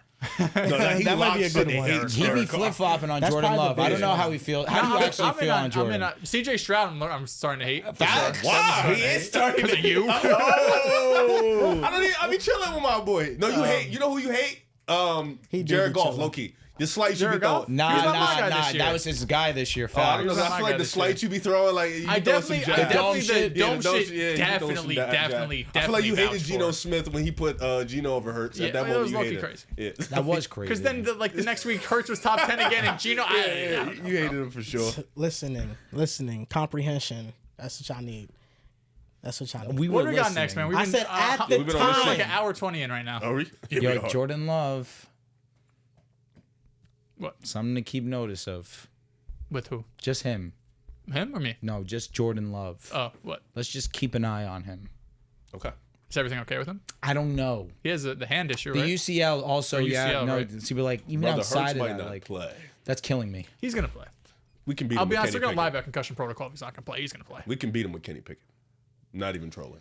No, you're not. I don't know. Packers are mid. No Alexander. No Christian Watson. They have not beat a great team all year. They've been good without Alexander this year. Defense, it doesn't drop off. Who? The offense drops out without Watson. What you mean? It does because they can't generate explosive plays. No, I The feel Packers I feel- defense has been elite No, without I feel like Jair. you'll need him against us though.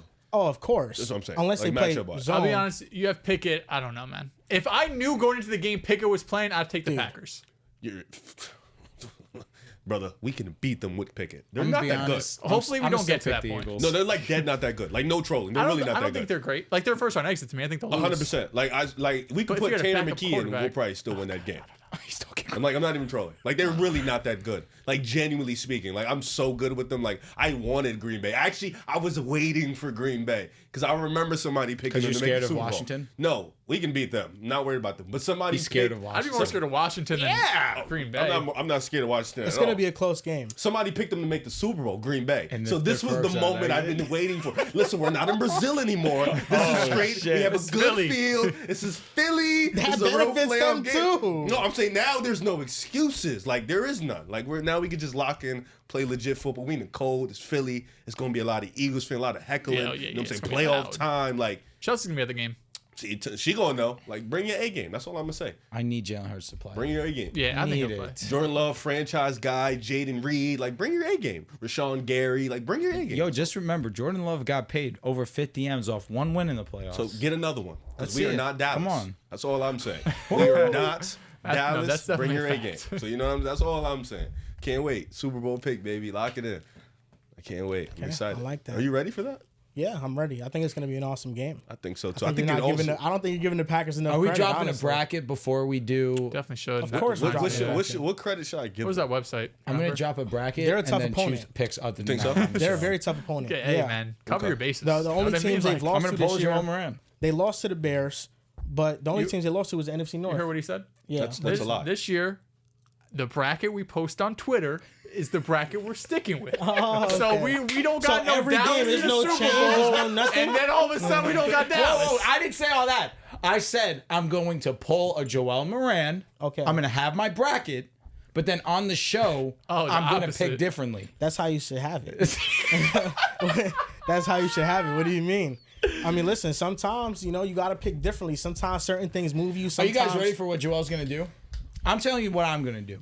Unless the Broncos. picking the Broncos? That I know. That's obvious. I know what he's going to do. Remember there's a clip a few weeks back. Went pretty viral, relatively. There's a certain team that simply cannot win a Super Bowl. There's a certain team that could not win a Super Bowl. Do we remember who that team was? Nope. The Kansas City Chiefs. There was a certain team that may not. said that? He said that.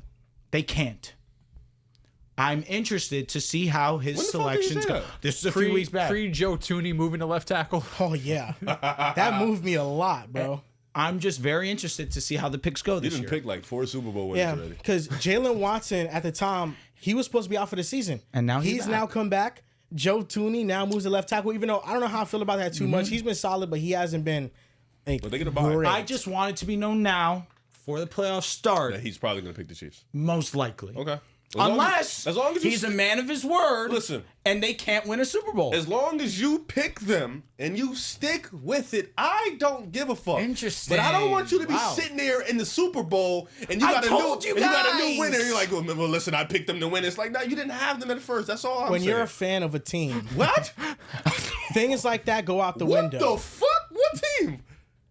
For example, No. What What team? team? What team? the team of Patrick Mahomes, baby. I'm a fan of that. That's my Brother, team. look at the wall. Shout out to Joe Burrow too. I love Joe Burrow. what happened? I love me some Joey They didn't B. make the playoffs. Of course It they sucks. fucking did it. It sucks. No. You know why? Beat a It sucks. fucking good team No, challenge. they didn't make the playoffs. It sucks. What happened? Oh my god. Beat a good team challenge. Wow. I mean, it beat us. There's nothing I could do. You guys man. ruined the moment. I did. 'Cause they didn't beat a single good Because team. if we would have beat them, oh man, I would have been You here. ruined the fucking moment, Drew. Yeah, it pissed me off. It's, 'cause It's you know all right, the bro. thing You is- know what? It was even sweeter that they won and they were like, "Oh my God, maybe Miami we have a lost too, chance." right? And they lost. They had it, yeah. Come on, Kansas City. They You were think praying. KC was going to do them? Like, come on. Nah, KC.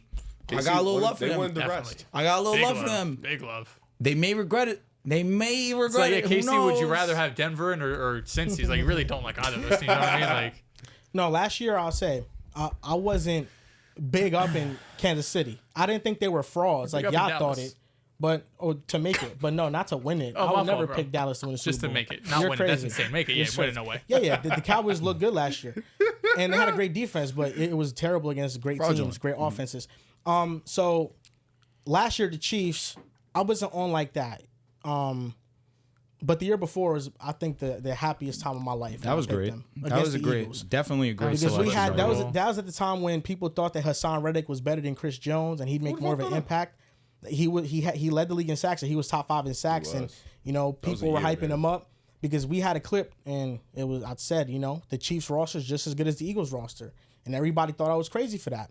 But the Chiefs got so much talent that That's your people shining overlook moment it. type shit. Oh, I love that moment. I mean, there was almost because no defense in that game. It's that like, was- I don't know. Literally almost no defense. One play. If we didn't fumble, we win the game. no. It literally is reminiscent of the Patriots Eagles Super Bowl when the only defensive play was made in the last drive of the game. Yeah. In this one, it was just the last drive of the first Nick half. fucking That was Foles, a better man. Super Bowl than the 49ers won last year. Which one? The Eagles versus Chiefs. The Eagles Yeah, versus I'm with Chiefs is you. one of the best Super Bowls That I've shit seen was in lit. a while. That shit was fire. It was a great game. I don't know. That I went to you go into OT, I'm automatically moved. And Mahomes on fourth downs, third downs. I like I this mean, that was the spectacular. last second. Yo, against the Eagles though, he had a messed up ankle. That's what made that for run him. more Yeah, historic. for him, yeah. Yeah. I don't care about He it. had the though. bye week for the Super Bowl. He was fine. Yo, he did it on a bum ankle. Now that's what makes it crazier for me, bro. I That's really what don't makes care. Like he won, I'm happy. Like good for him. But But after that though, outside of the show though, it was a big moment because that was the last Super Bowl I got to watch with my dad. Type shit. And I bet on the game too. So who- and he told me at halftime, he was like, yo, don't take your money out. He was like, keep it in. We've seen Mahomes do this before. I was like, okay, I got you. And then I want some bread, so I was dumb happy. So who's Shout your, out to who's 2 your- years who- ago. So now that the playoffs are set, who are Yeah. your teams? I actually have a hot take for the NFL playoffs. Can you answer my question first? Who are my I don't know how teams? you. I don't like how you like to just ignore my questions. I would Because like I was going to answer your question. He's got the Packers. He's got the Chiefs. well, first establish your teams first, then jump on your hot he takes. says the Chiefs, I'm gonna laugh. Yeah, who's your team? You Like, just who- said my team. He did just say said my team. He has the Chiefs. In the playoff bracket right now, right now, playoff back. Yeah, obviously your most Cowboys are talented out. team in the NFC is the Eagles. They're the best team. They are. They're the best team. He's been saying this for weeks. That's not what I asked him. No, what, brother? He said. I who's- think they're the best team. Yes. What? That's what I'm establishing. What I'm saying right now. I'm here. I I'm think here with him. I think they're the best team.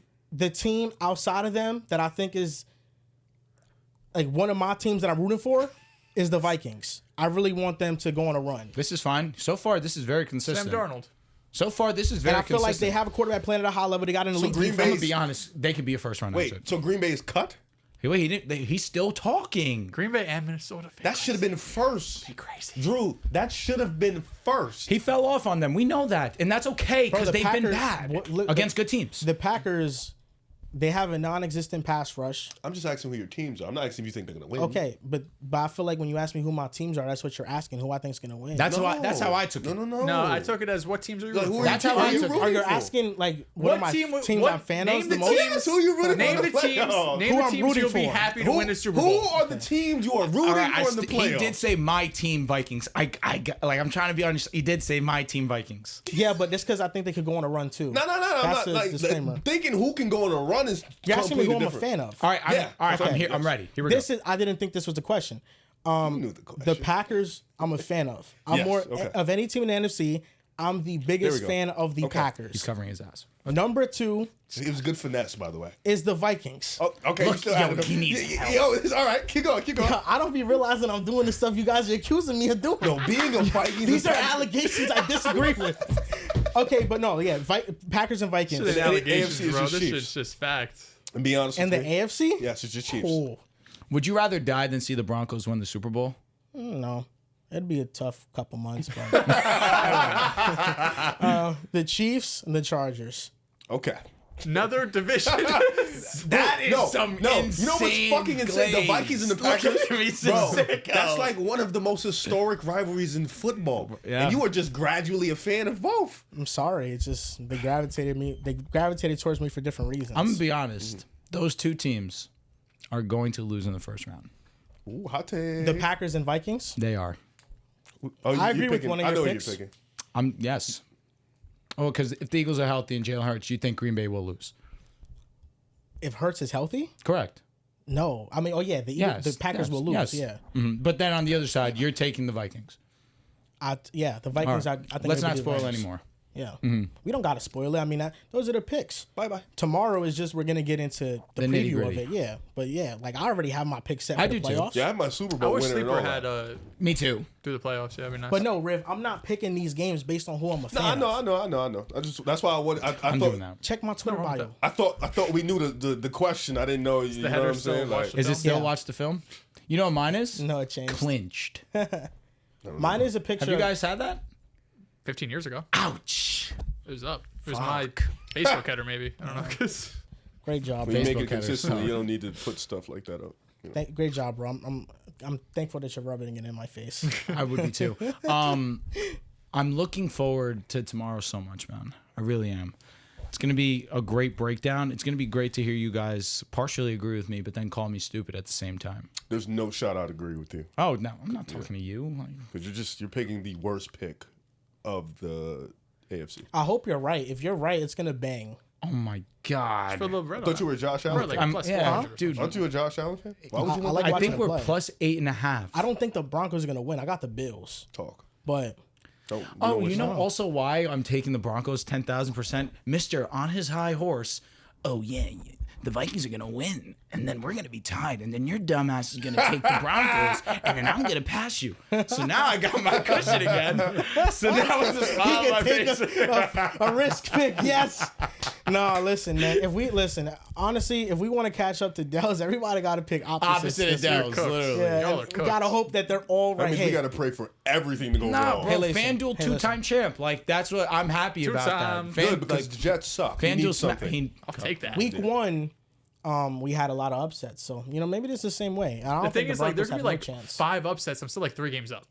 No, Three. yeah, I know. Papa, you're so much. Bro, I you think won. I'm up over. 8. Yeah. Brother, Yes. you won. We're fighting It's for over. second Nobody place. is trying to compete. We're just competing for second. It's over. I just don't want to come in last. That's what I'm competing How for. close We're are you competing for pride right now. I think close are you? I'm behind him. I think John hit behind me at this point. He sucks. I think I'm 2 up on Joel. John fell off. 2, 3. Might be 2 or 3. He fell off weeks ago, No, brother. John- No, it's been a minute. Let me see. Because low-key, the first couple weeks, I was like, oh, shit, do I have He really competition? folded. Can you stop talking like I didn't get to you? And I did. took the top spot late I was in the actually season. looking today. I was like, bro, how did I build this I league? don't Just know either. Every week I had like a One. game or two. Fact. It's like every week was just like 1 or 2 games, and over the 5 weeks. You know what? The week that folded me was the week that I picked the Titans over the Commanders as an upset. It did, That was the week unfortunately. where I picked like 2-3 upsets, and I'm not gonna Titans, lie. when I did they felt like play? I was doing it just because I wanted it to be the week that I catch up, and I should have stayed more Gotta, patient. you know, you gotta pick them The carefully. week, so like you said, it was one every week. And then last week, you missed 1 game. Oh yeah, 15. And think you had I 14. got 12. I had Oh, 12, you had 12? wins. Oh shit. I had 12. I've had nothing less than double digits for like the last 6 weeks. Yeah. Well, I had that like 2-week little lull in the middle of the season. I fucking felt I had like 9 and 8 back to back or some shit like that. I was like, fuck.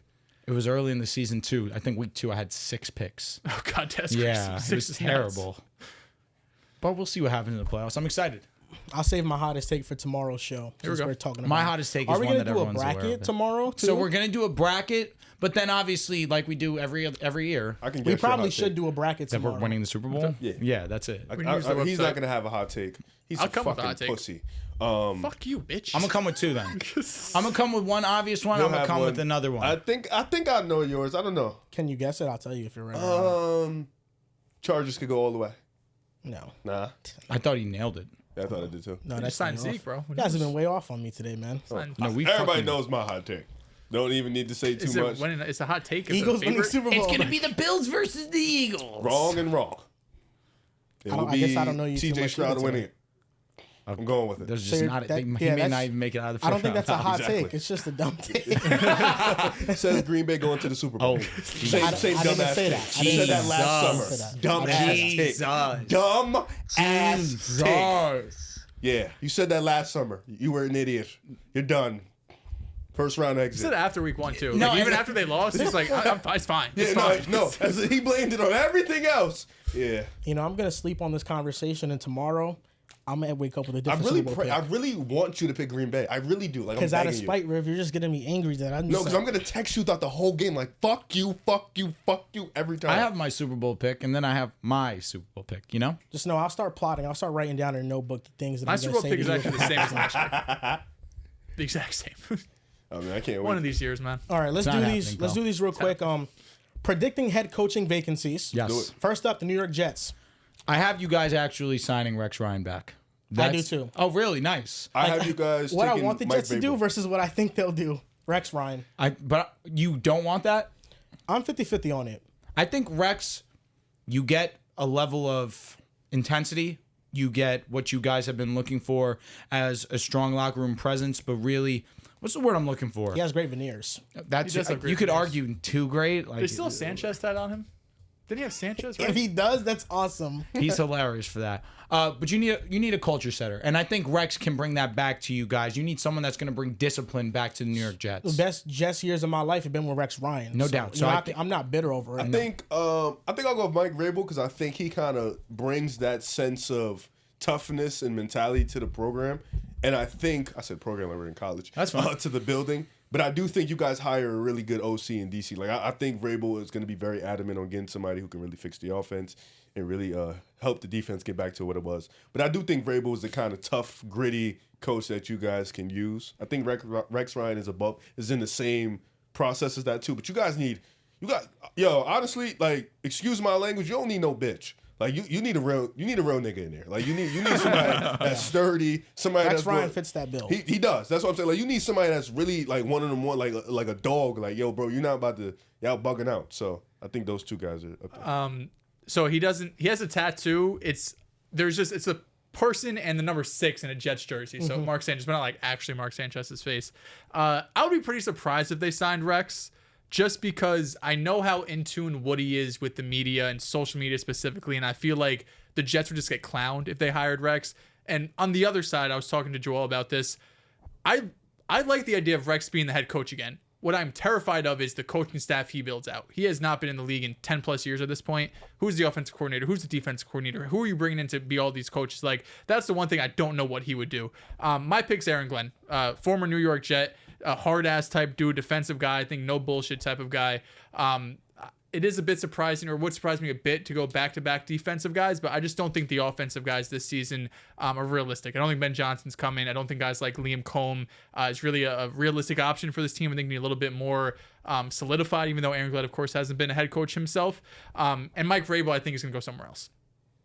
I think that's great. I would love Aaron Glenn. Next name up, Chicago Bears. I actually have Mike McCarthy going to the Chicago Bears. You go and you get an offensive guy in there, come help better the situation that is the Chicago Bears offense. You need Caleb Williams to have a veteran type presence there as well. Hopefully he gets an OC that could definitely benefit him also in that regard. The Dallas Cowboys just denied permission. Denied? Yeah. You know, it's funny you say that because when I was doing my homework on this, that was still a possibility because they said they requested, but they haven't answered whether or not they would be. It wouldn't have been a bad move. And honestly, I really would have liked it because, again, whether it's fact or whether you guys believe that is fact or fiction, Dak did have some of his best years with Mike McCarthy. And I feel like a young quarterback in Caleb Williams could have used a strong presence like that in Mike. But, hey, if that's the case, I'll get back to the workshop. But I'm sure the other name that people are thinking is going to be Ben Johnson. The only reason I don't see it happening is because I don't see Ben going to the division rival. I'm with you. I believe Ben respects the organization, really loves the Detroit Lions. He is the best head coaching candidate out there, him and Mike Vrabel, but I would give Ben Johnson the nod there. I think Ben's going to another destination that is not going to be in the same division, that won't be in the same conference. He respects the Lions too much to go to Chicago. So I'll get back to you with the name for Chicago that isn't Mike McCarthy. Chicago, I have getting a name that we heard maybe a few weeks ago, but haven't heard much since. Pete Carroll. Last season, they were close to, maybe not close, but they didn't hire Jim Harbaugh, even though Jim expressed interest in it. And I think they look at that as, a guy that's won on different levels, college and pro, a guy who's a veteran, who's going to be able to bring some sort of leadership to this team that they haven't had in a long time. And I'm with Drew when it comes to Ben Johnson. I think Ben makes the most sense in terms of just blank slate. You have Caleb Williams and all of this talent here. Ben Johnson, this is the best spot for you. But I do think his ties with Detroit do run deep. I think him and Aaron Glenn do not anticipate them going in division. So I have Pete Carroll coming out of retirement. Did he retire? Or just stepping away from a year? Little league. Going to Chicago. Kind of fucked to have Mike McCarthy. It was a bummer. Yeah. It's crazy that it broke broke 30 right minutes now. ago, yeah. Okay. It made sense, honestly. It was new, too, yeah. You need somebody. I feel like with Chicago, you kind of need somebody who's a little bit of a veteran, but that has a little bit of success with a quarterback that can reach the highest levels. And I think Dak has reached, maybe not the highest level, but definitely a close to that. You know what I'm he saying? was so good Yeah, last he year. was really good. And I think, I think he can unlock Caleb to a degree. I think he can unlock Rome and them boys to a degree. He can definitely bring some competence of offense to that team. But 30 minutes ago got denied. So Here we are. I don't mind Liam Cohen there. I need an offensive mind, Chicago. I think you really need don't that. care. That makes sense because I think the Bears fans are just traumatized by these defensive coaches or these offensive coaches not panning out like Matt Nagy when he came from the Chiefs. This is a tough destination for me. They have said that they wanted a leader of men. So I thought about Brian Flores.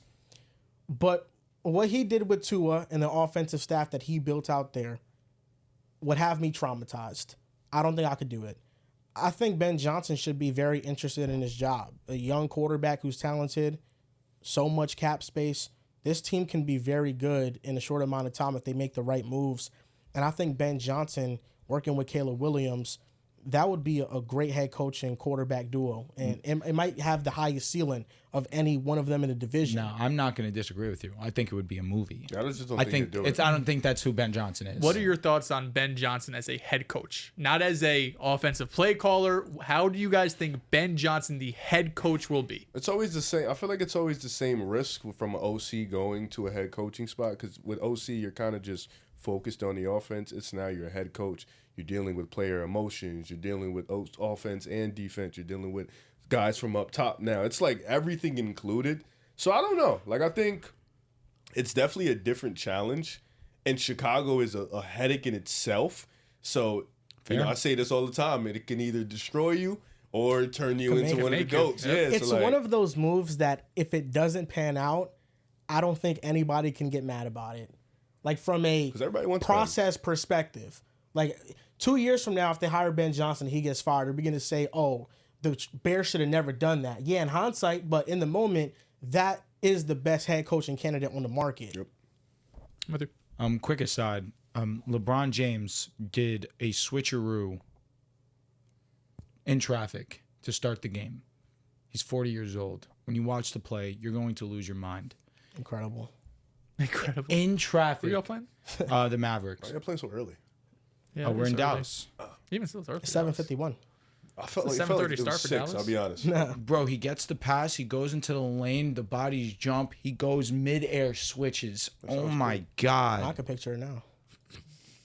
No, I'm with you. I know. I could envision Yes. the video playing. Yes. I truly didn't care. I'm probably gonna give it a Such a like dickhead. later. That's okay. I mean, bro, he's the GOAT. I agree. I'm just sorry. It didn't bother. Like, What if it was Steph? It's 6'3". Bro, it's Switch LeBron. around. Like, you know, I really like it. Just didn't like. You don't care about LeBron? What moves you more, that or Cam Reddish making the layup? You just like irrelevancy. Neither, honestly. Like in the moment, like nothing. Like Okay, you know. next team up, the New England Patriots. I'll be honest with you. I know that Mike Vrabel is like the heavy favorite to go to the Patriots. This is where I want Ben Johnson to go. Okay. I want Ben Johnson to go and work with Drake Maye. I want him to have the number 4 overall pick. This is legitimately the best situation. I want Ben in another place we're gonna talk about. I think that place is really That's where I have him going. gonna be a movie. But the coach I have is Mike Vrabel. Oh, okay. I think the place that makes the most sense for Ben Johnson is New England. You get your quarterback. You have a guy that we can build a future with, and we have the number 4 overall pick. We have a ton of money to spend this offseason. It really does not get more free range than this for him. I'm going with Mike Vrabel too. That's my pick for the Patriots. you have Mike Vrabel going here. Mike Vrabel, he has ties with the organization. Yeah, he He's does. a former player. I think it makes sense. Really? Yeah. I also have Vrabel going here. So I'm the only guy that had. Who do you Vrabel have? too. Didn't have anybody for the Patriots. Oh, I'll be just Oh, so you didn't no do your head job. coach. No, I have every other team. I just forgot. Oh, the Patriots interesting. Yeah, fired. Vrabel. It makes the most sense. I do wonder if the Jets. What do they call? He interviewed with the Jets last week, using as like a power play to New England to fire Jerod Mayo. That's kind of what's been thrown out there. Like Jerod Mayo was If he doesn't sign, 50-50. That's diabolical. I know, which is Some crazy. diabolical people in this world, man. Yeah, but I think Robert Kraft, he loves New England ways. Vrabel's got the roots there. They wanted to be Jerod Mayo, former player, didn't work out. Now we'll try Vrabel, who's already succeeded. I think it fits too easy. I still hate the way that Jerod Mayo situation went out. Like, he won the game. You didn't give him 30 minutes. I would Gone. definitely would have That waited at sucks. least till he got home. You know what I mean? Like I he would was have waited the in next the morning. locker Like room. next morning, Yeah. yeah, bro, you're fired. Like, Because it's always weird when you go to the press conference. Like Antonio Pierce, the same thing happened. He's like, "Well, I haven't heard anything," and it's like, "What are we doing?" it's also a if you bad- don't know then, Yeah, what fact. the fuck, like. it's also a bad look that they won and they fired him. It's also like if you have someone that doesn't really care and be like, oh, they were competing for the number 1 overall pick. They won. Now we fired him. It's like, what were we trying to do, actually? I think it's unfortunate how the situation panned out, and we got to remember that these dudes are humans. You know, he just won a game and then he gets fired. Mm-hmm. I think it's kind of bullshit, and I think that it's impulsive because after Bill Belichick was going to be gone after last year, they kind of promised Jerod Mayo to get the job, to be the successor.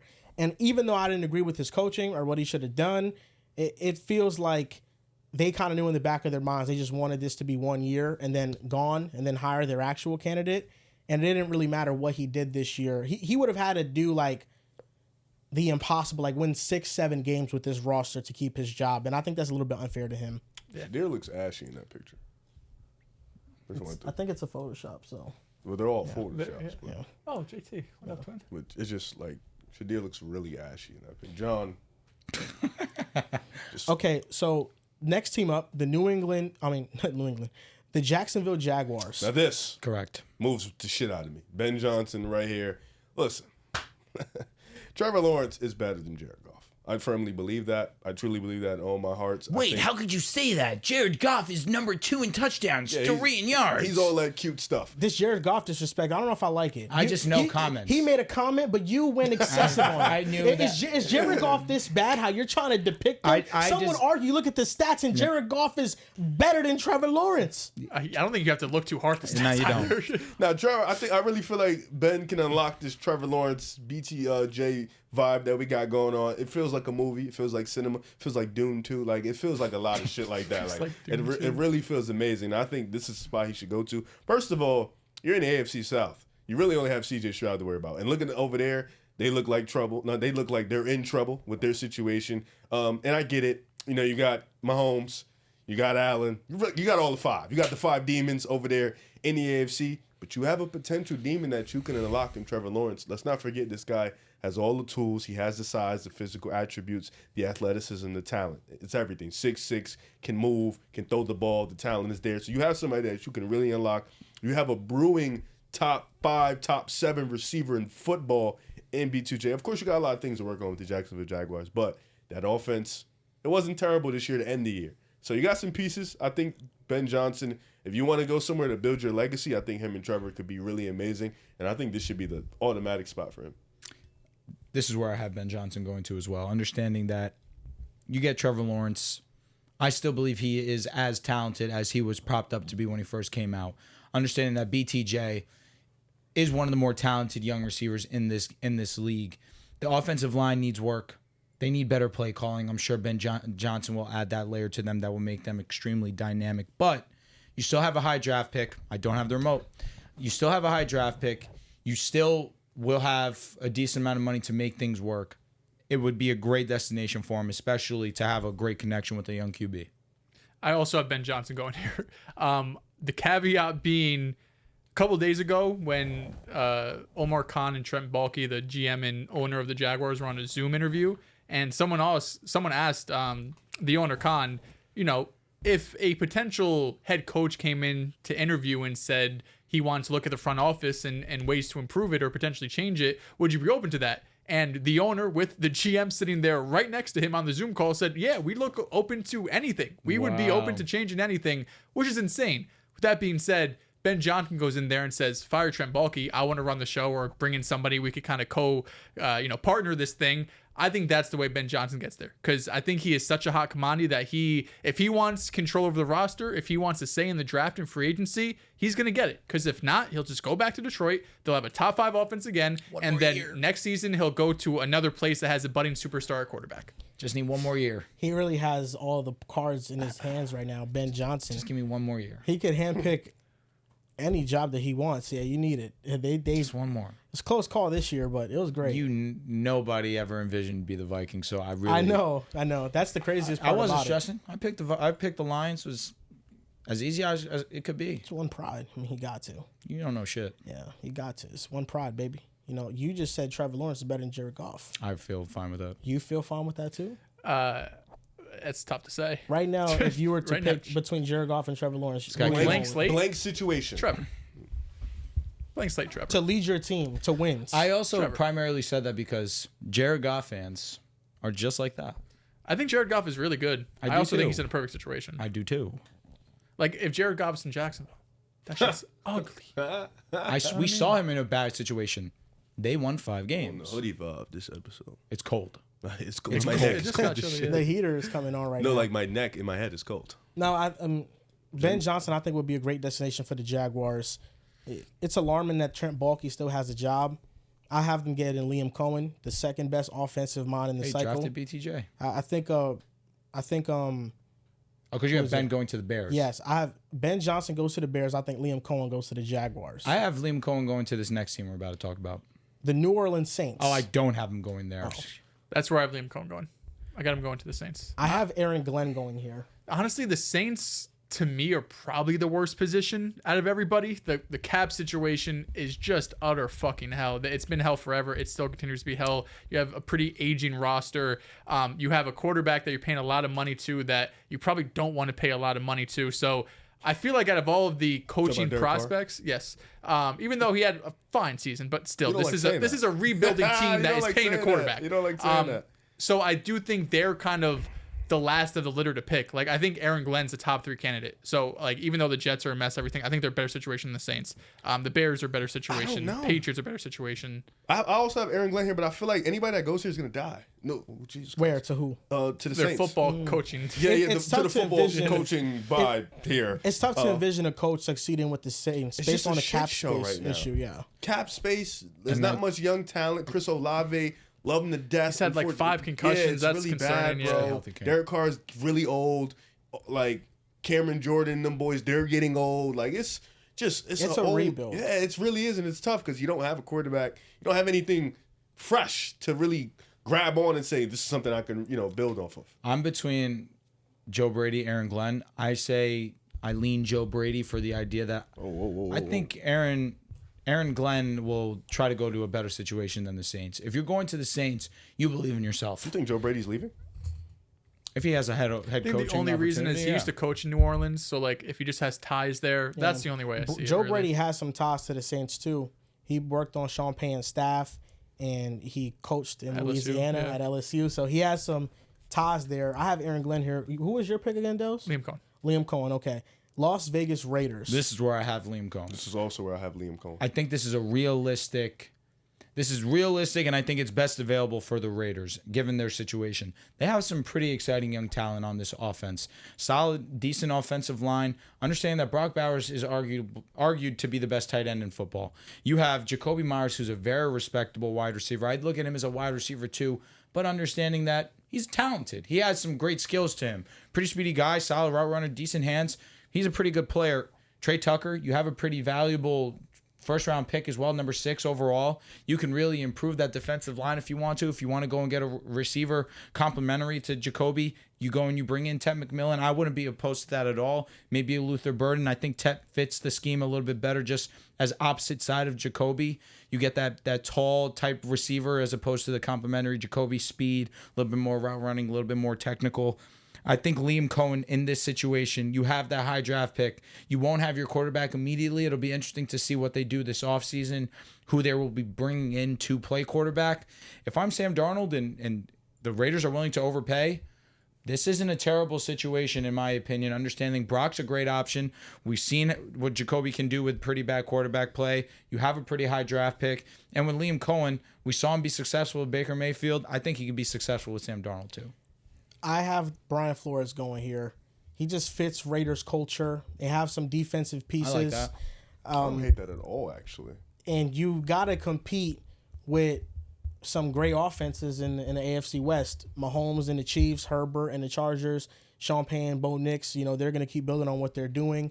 So I look at any coach here, like a lot of offensive coaches might be scared off, like, yo, if I'm going up against these dudes, who's my quarterback? How are we going to compete with them? I feel like you have a better shot competing defensively with them and building up that talent. But I'm going to be honest, like I really don't see any current coordinator wanting this job.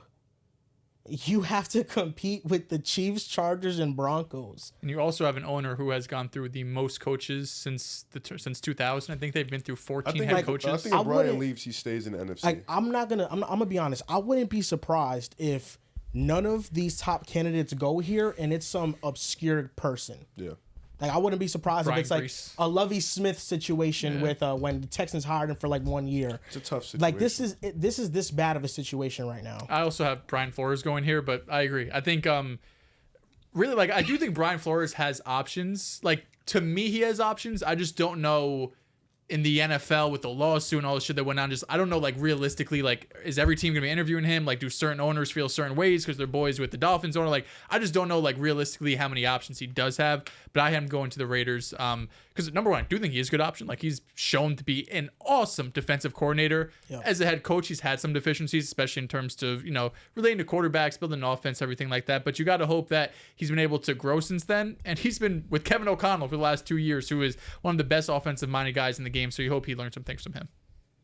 You got Brian Flores on the Raiders too? He said Liam No, Cohen. I'm Liam Liam. Cohen. I don't think Brian, if he does leave, I don't think he'll leave for something like that. I think he'll wait for a much better destination. I can even see him honestly going to the Saints and trying to rebuild something like that in the NFC South, the division where he can probably build his team up and own it for some time. Yeah. But I do think if a team opens up, like maybe even Dallas, would be something that would be dope. But I think like that would be something like I think that's when he starts to wake up and move away. He was on Derek Lively. He's 40. Of all the teams in the NFL, I know that Tyreek Hill and management, Chris Greer, they like met up and it's like, all good, we're fine. That's happening here. Tyreek Hill, I feel like his comments to the media were more damning. Like, I think he might get traded out of there based on just what's going on in Miami. Even if he doesn't, though, just for fun. What's one team that you want to see Tyreek Hill on next year? Should I not say the Broncos? Well, I tweeted this and then you made a video about it, so we're probably on the same page. I said Commanders. I thought that was pretty easy for me. Like, that was the first team that like just popped in my mind. I mean, I get the age stuff. I really don't think, like, I see Commanders fan kind of complaining about what they have to send out. I don't think you'll have to send out much for Tyreek Hill, and I know you have a shit ton of cap. I think right now, Terry McLaurin, you need to get him some help. You need to get him some help on the wide receiver vibes. And I know us Eagles fans, we'll be scared as fuck if we see Terry and Reek on opposite ends. But you want to kind of build off what you've done this year. You don't want to sit here and be patient.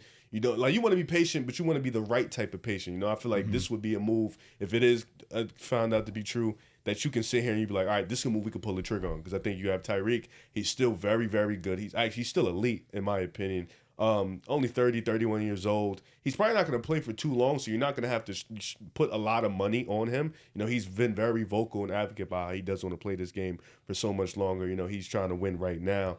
And I think in the NFC, you don't have a Mahomes. You don't have an Allen. Like, we harp on that, but it's really important. You don't have the 5 demons in the AFC, in the NFC. You have just a couple really good to great quarterbacks, but it's all about team construction in the NFC. It's more team construction, building the perfect team and having kind of a game manager in there that can make a couple highlight plays here. And I think Jaden is one of the quarterbacks in the NFC that can be bigger than a game manager. He is a playmaker. So I think if you get Tyreek over there, that is a guy that can thrive off a playmaker because he could just do things that Tua can't with his feet. So I think, for me, Washington was pretty much a sound answer. Another one I thought of was Carolina because I think they're also building something cool. And why not pair somebody who just had, who was top 3 in big plays with Tyreek Hill, who's one of the most big play receivers in the league, So that was one I was thinking about. I like that. Commanders obviously make a lot of sense. I like the Chargers, understanding that Justin Herbert has been looking for that burner type guy basically since he got into the building.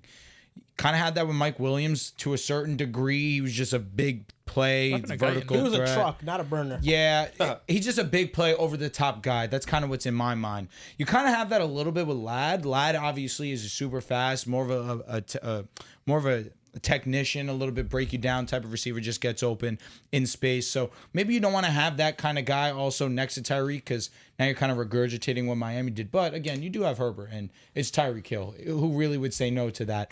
The one thing I will say is, if I'm not mistaken, he signed a contract extension this offseason. So you do have, if you were to trade for him, you would have him under contract for a good amount of time. I'm sure there's opt-outs. Dehls, if you could do me a favor and let me know what those are. So the dead cap. But understanding Herbert, he would never say no to another weapon. If you have Ladd and you have Tyreek Hill with Justin Herbert, things could get spooky. And God willing, J.K. Dobbins could stay healthy. Now we're talking about a trifecta that puts fear into opposing defenses. So I really like that destination. And damn it, I'd be remiss if I didn't bring on my Denver Broncos. I would love to see it, really would. But to the NFC side, they've been chatting. Michael Parsons is a loud guy. Cowboys isn't crazy. It's like Terrell Owens going to the Cowboys. I understand the logic. I see your thought process. It's like an older version of an all-time great going there. I see it. But opposite side of CeeDee Lamb, how do you guard them? It gets impossible. I wouldn't mind seeing that. I would. That would be awesome. Just so I got time for that shit. Just saw the LeBron talk. That shit was nuts. No, who cares? So the Tyreek Correct. Hill contract, he signed a 3-year, $90 million extension last offseason.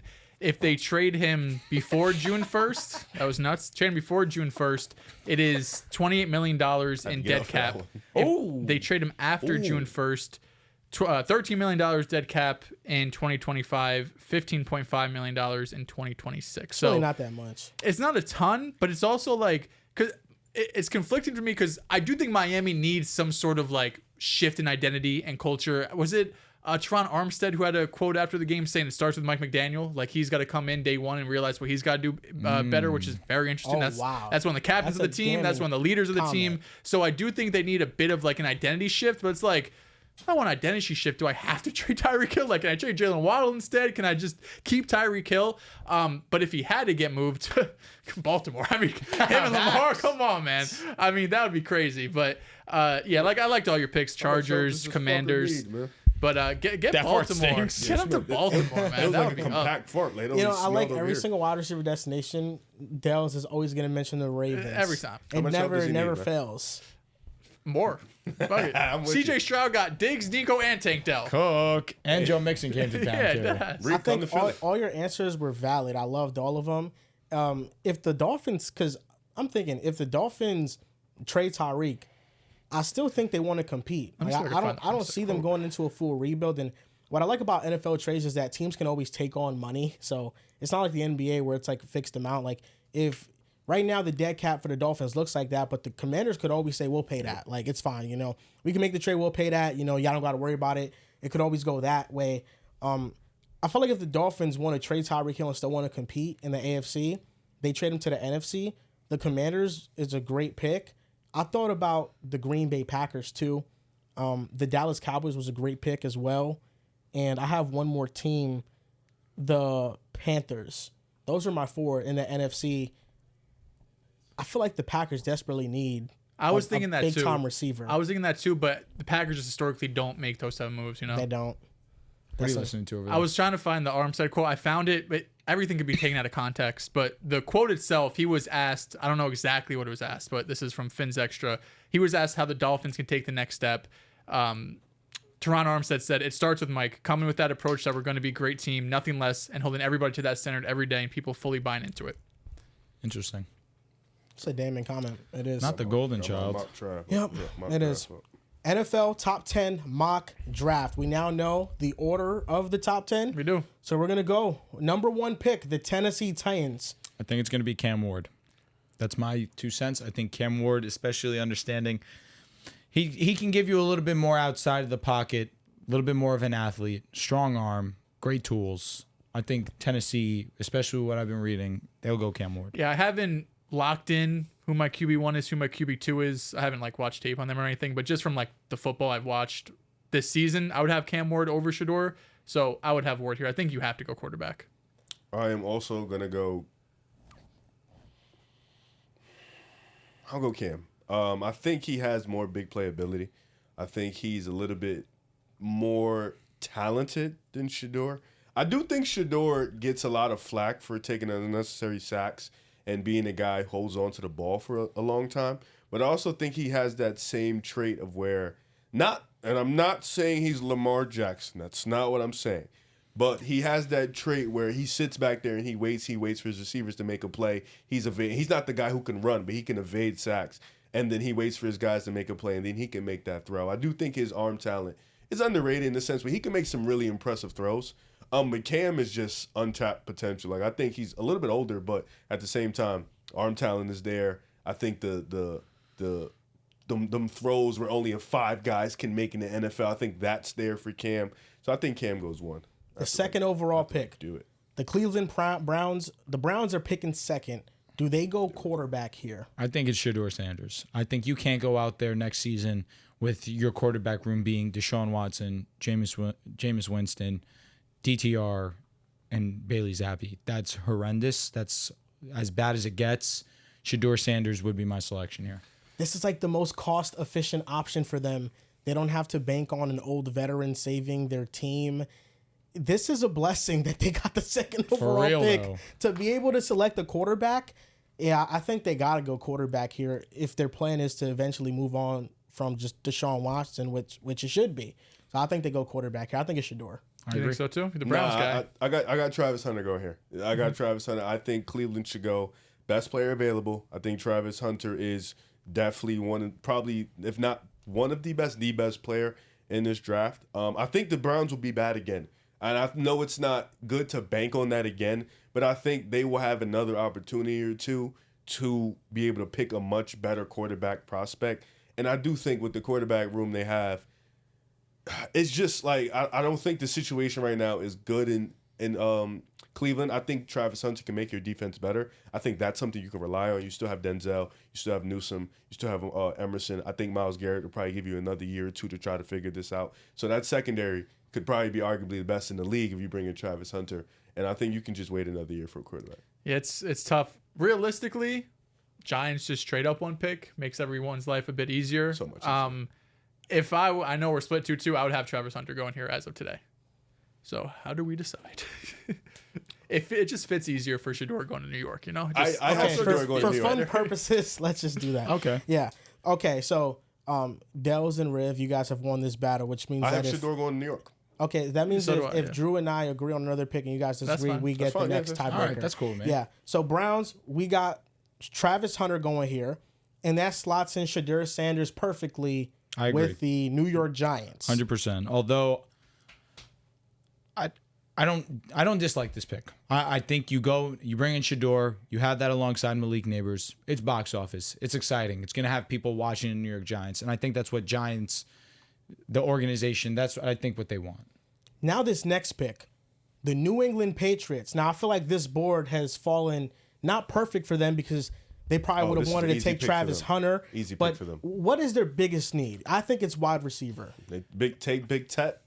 I think it's they have a lot of needs. I would argue. I think it's O-line or edge potentially. Abdul I Carter think is probably the best player in the I would draft. go between- I go would go ahead. Abdul Carter or one of the tackles, Banks, Campbell. I'm between Abdul and Will. I think Will Johnson, opposite side of Gonzalez. We're not thinking wide receiver at all. I'm not sold on Tet. Ted McMillan is big. I know why you're not sold. Probably the speed Good route scares runner. you off a little bit. Catch radius, ridiculous. Hands, nuts. Just not a great You separator. know, I feel like we saw this last year with But aren't you, okay, let me ask you a question real quick.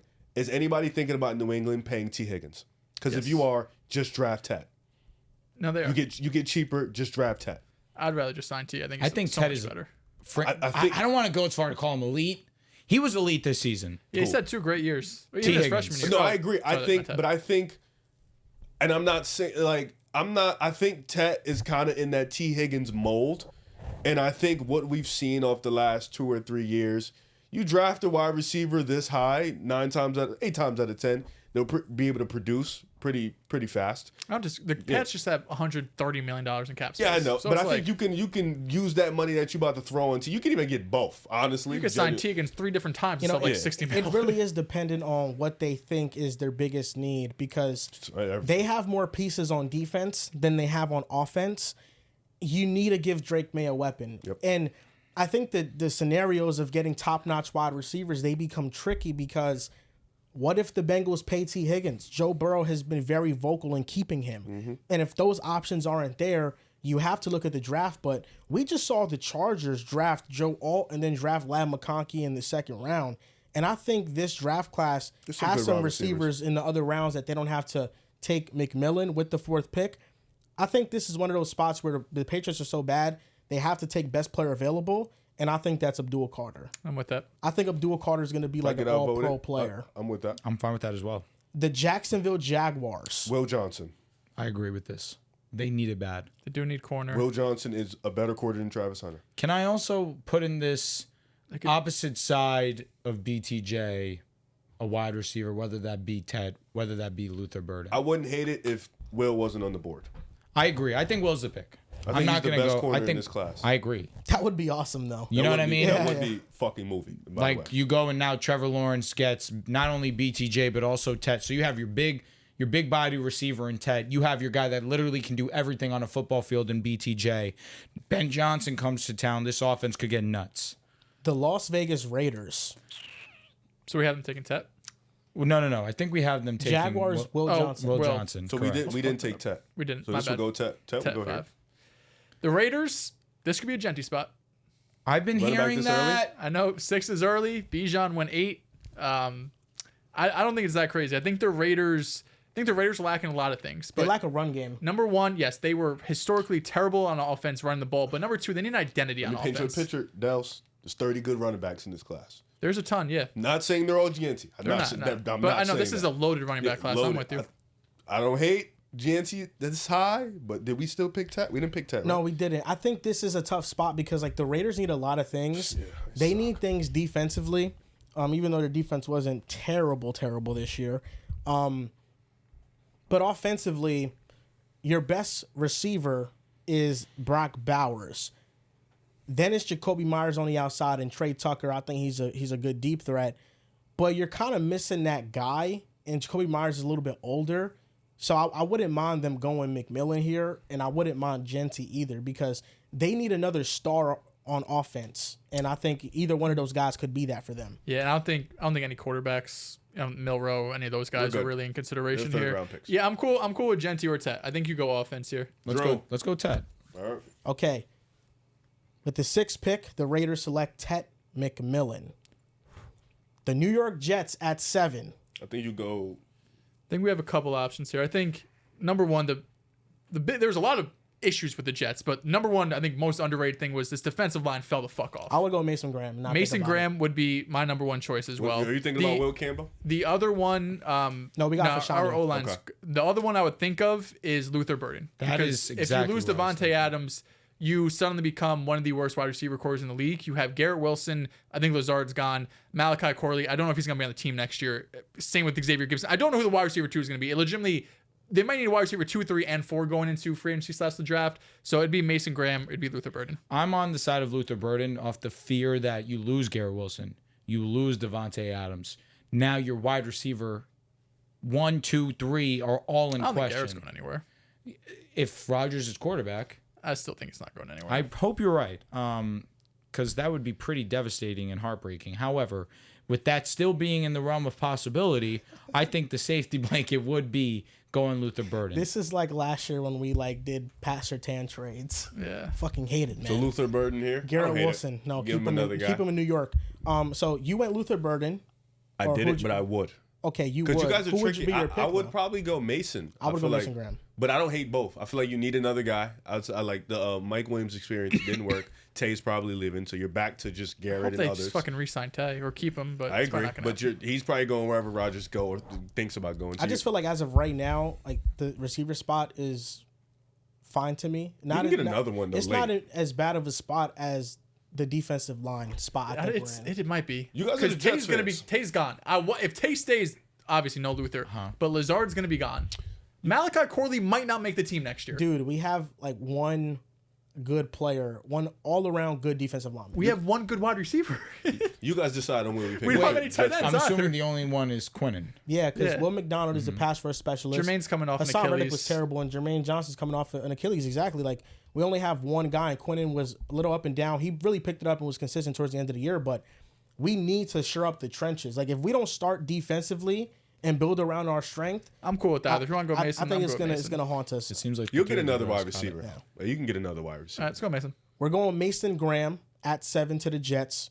The 8th overall pick, the Carolina Panthers. They might have just hit a lick. Luther Burden.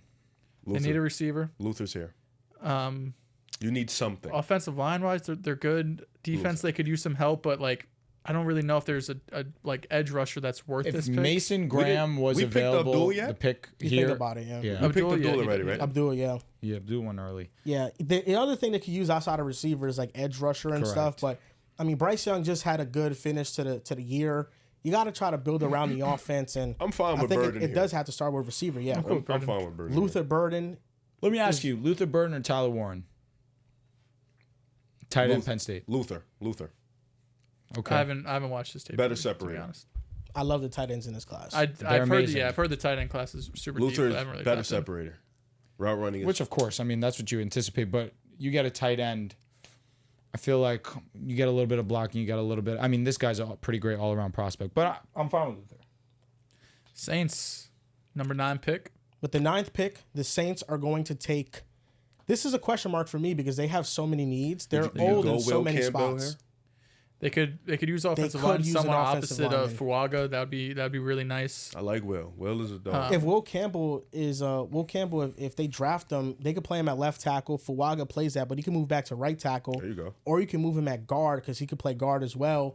And Will Campbell, because he has shorter arms, they've thought about maybe he could play guard in the NFL as well. And Yeah. I think in years past, you probably don't take guard this high, but we just saw the guard market last year with Robert Hunt and Damian Lewis and the contracts they got. It's not that bad of a decision to take a guard high when their contracts are becoming as big as they're becoming. Yeah, I'm cool with Campbell here. Let's do it. Yeah, Will Campbell, 9 to the Saints. And number 10, the Chicago Bears. The fact that they have 10 is hilarious. This sucks because obviously they would have loved that I offensive feel like they go lineman. tackle again. I think they could go offensive line as well. Yeah. What other needs do they really have? Probably an opposite edge rusher outside of Montez Yeah. Sweat. I like James Pierce, the edge rusher from Tennessee. Kelvin Banks is a Insane good of guy. me to throw in.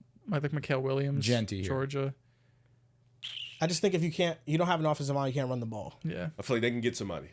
I'll go O-line here. Just build around It's either Caleb. Banks or Simmons, man. Both tackles. Do the Saints need offensive line? Run the Bears. I understand that. We- Do the Saints need offensive line? They need almost everything. I think their offensive line, when it was healthy this season, though, it was pretty great. Understandably so, that's still a question mark about health. But the defensive line is getting up there in age. The guy, Cameron Jordan. God, thank you. Cameron Jordan's getting up there. Granderson's still really great. Obviously, he's still a nice piece. But, I feel like that's something that we would shore up. But I can understand taking the offensive line, but I don't know. I think defense might be a little bit more of a need for them. This low-key feels like the Saints could be a Genty spot. They just re-signed AK, though. They did. Yeah, but Extended he's him. older. Like, the Saints are weird because Cameron Jordan is old. Demario Davis is old. Tyrann Mathieu is old. They traded Marshawn Lattimore, so they're trying to get younger, but I don't think there's a corner at 9 that they should take. Defensive linemen, like, you have some options, of course. You have Michael Williams and James Pierce. Wide receiver, you don't think about because you have 2, even if they weren't healthy this past year. I feel like the offensive line, they need guards because Cesar Ruiz is very inconsistent in his play, and the guard outside of him was Lucas Patrick, and he's like a journeyman.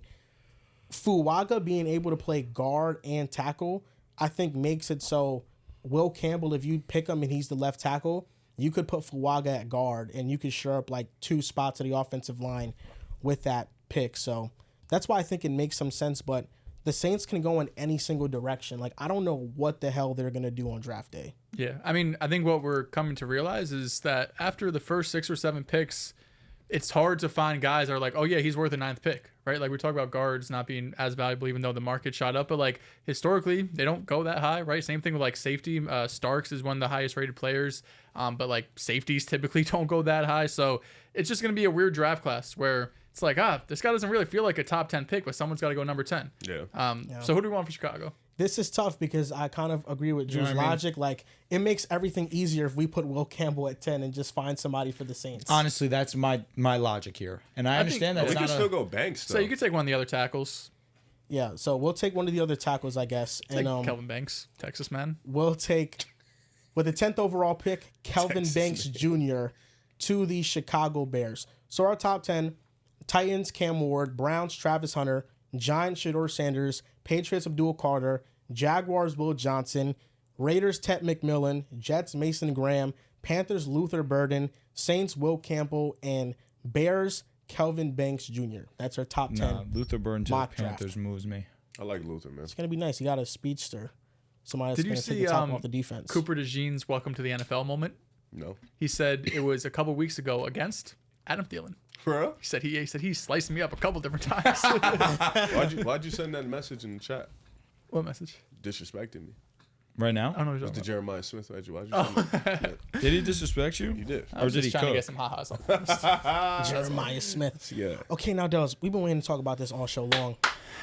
It's OKC versus the Celtics.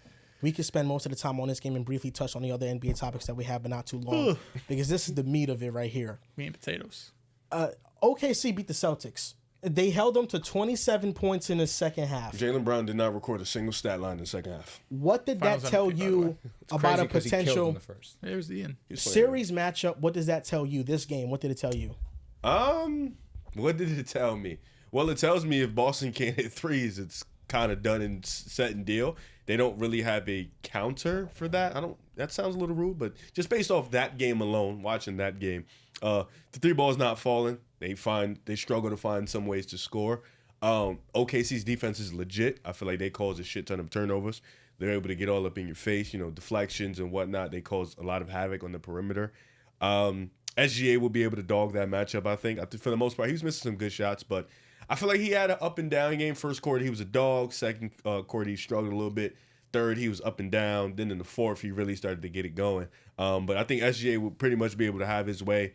They was running a weird defensive scheme. Like, you don't see SGA run a lot of pick and rolls. He's not a big pick and roll guy, and he was doing that a lot. But I thought him and Isaiah Hartenstein, when they was running a pick and roll, it really moved the shit out of me because it felt like it was a 100% play every time. It was always a make.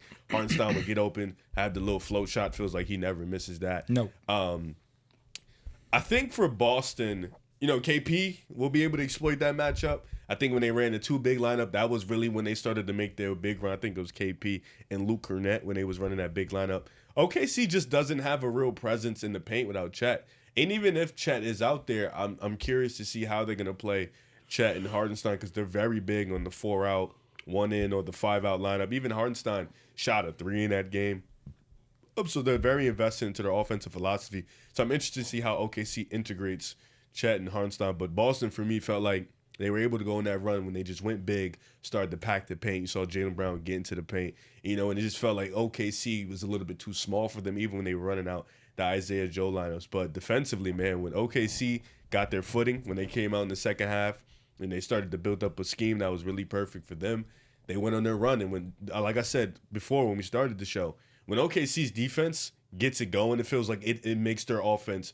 It gives their offense an extra gear. Like, they feed off that defense, then the offense could get it going, then they can start to get hot, and then you have SGA and stuff. I worry a little bit about the playmaking of this team, and offensively, can the offense stay consistent? Because you needed Boston to kind of fizzle out and be dreadful from the three-point line for you to get up. Because I feel like when they were in the first half, OKC just couldn't keep up offensively.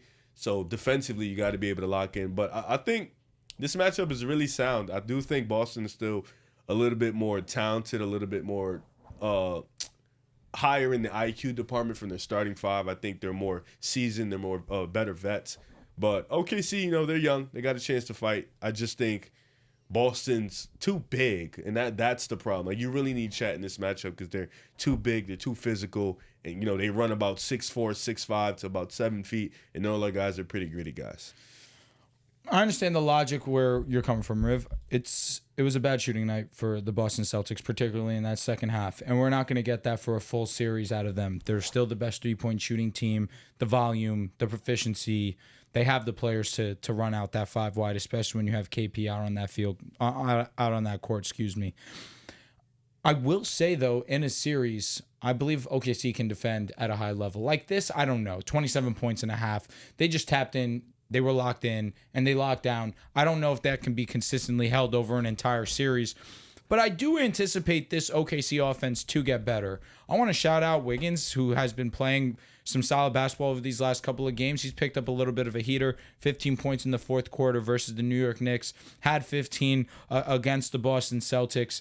he's just understanding his role. They need some solid floor spacing. He's shown that he can get to the cup a little bit. Doing well in that short roll situation. That was a very nice layer to his game that I like to see. Because again, the concern for OKC, if there is one, would be their floor spacing around SGA and J-Dub. Now, when it comes to guarding the Boston Celtics on a consistent basis, I do believe you need Chet Holmgren in that series, no doubt. But Hartenstein, Riv, I've been saying this while Chet has been out. I think that Hartenstein's been their second best player.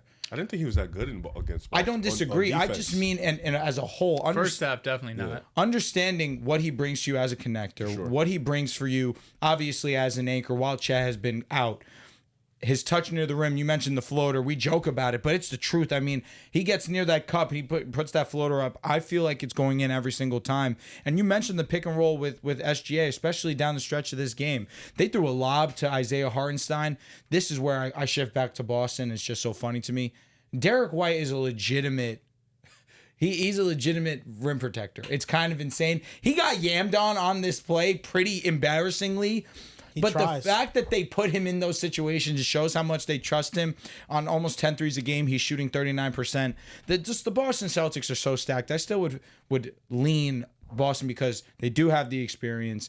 They do have the 5-out lineup that they can run. They still are one of the best defensive rosters. But the fact that OKC has shown on back-to-back nights where you're going up against, while you're trailing double-digit points to the New York Knicks, who are one of the best offenses, you go and you lock in that fourth quarter, you go and you outscore them, you're able to win that game at home. And then against the Boston Celtics, who still are the most respected team in basketball, you're still able to go out there and snatch a win from them in pretty convincing fashion in that second half. So I look at OKC, still respect them as a contender. They are the strongest threat to the Boston Celtics. I do believe it is a 6-7 game series, but this was a strong performance out of OKC without their best defender in Chet Holmgren. So it'd be interesting to see how they match up. Dehls, as a Celtics fan, after watching this game, all episodes. God, you wish there was something else? What do you mean? As a Celtics fan, It is kind of wicked.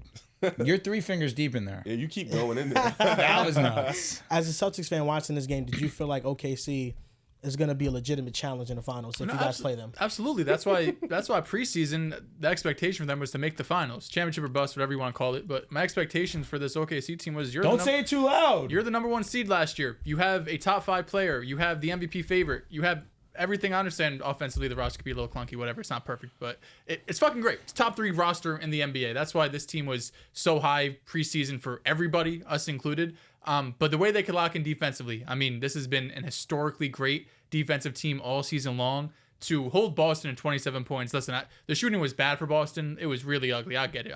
We can get into some of the numbers, but I mean, regardless, still held them to 27 damn points and a half. You held Jaylen Brown to 0. I think it was Jaylen Brown, Derek White, Pritchard, and Hauser. Like those 4, maybe it was Drew instead of White, all had 0 points in the second half. It was really ugly because the first half, Boston was doing a lot what they wanted to. I felt like they got downhill a lot. They weren't taking as many threes. Thought they got to the rim.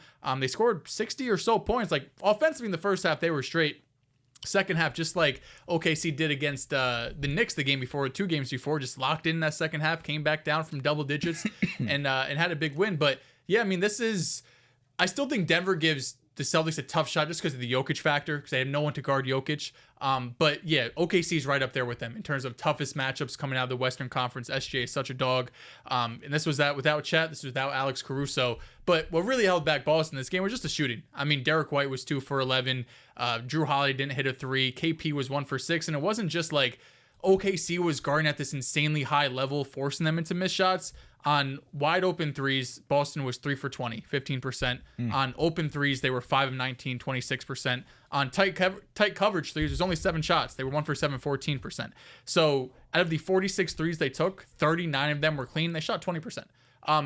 The biggest issue when you play Boston in a 7-game series is you could beat them. You just need probably 2 or 3 of these games. And in one of those games, you got to be really hot, or 2 of those games, you got to be really hot. And that's where I'll just take my odds. Where Boston has shown for 2 years at this point that they're going to take a shit ton of threes. Most nights, they're going to hit 35 to 40%. They're going to be one of the best defensive teams in the league. I think Joe Mazzulla, of course, still one of the best schematically.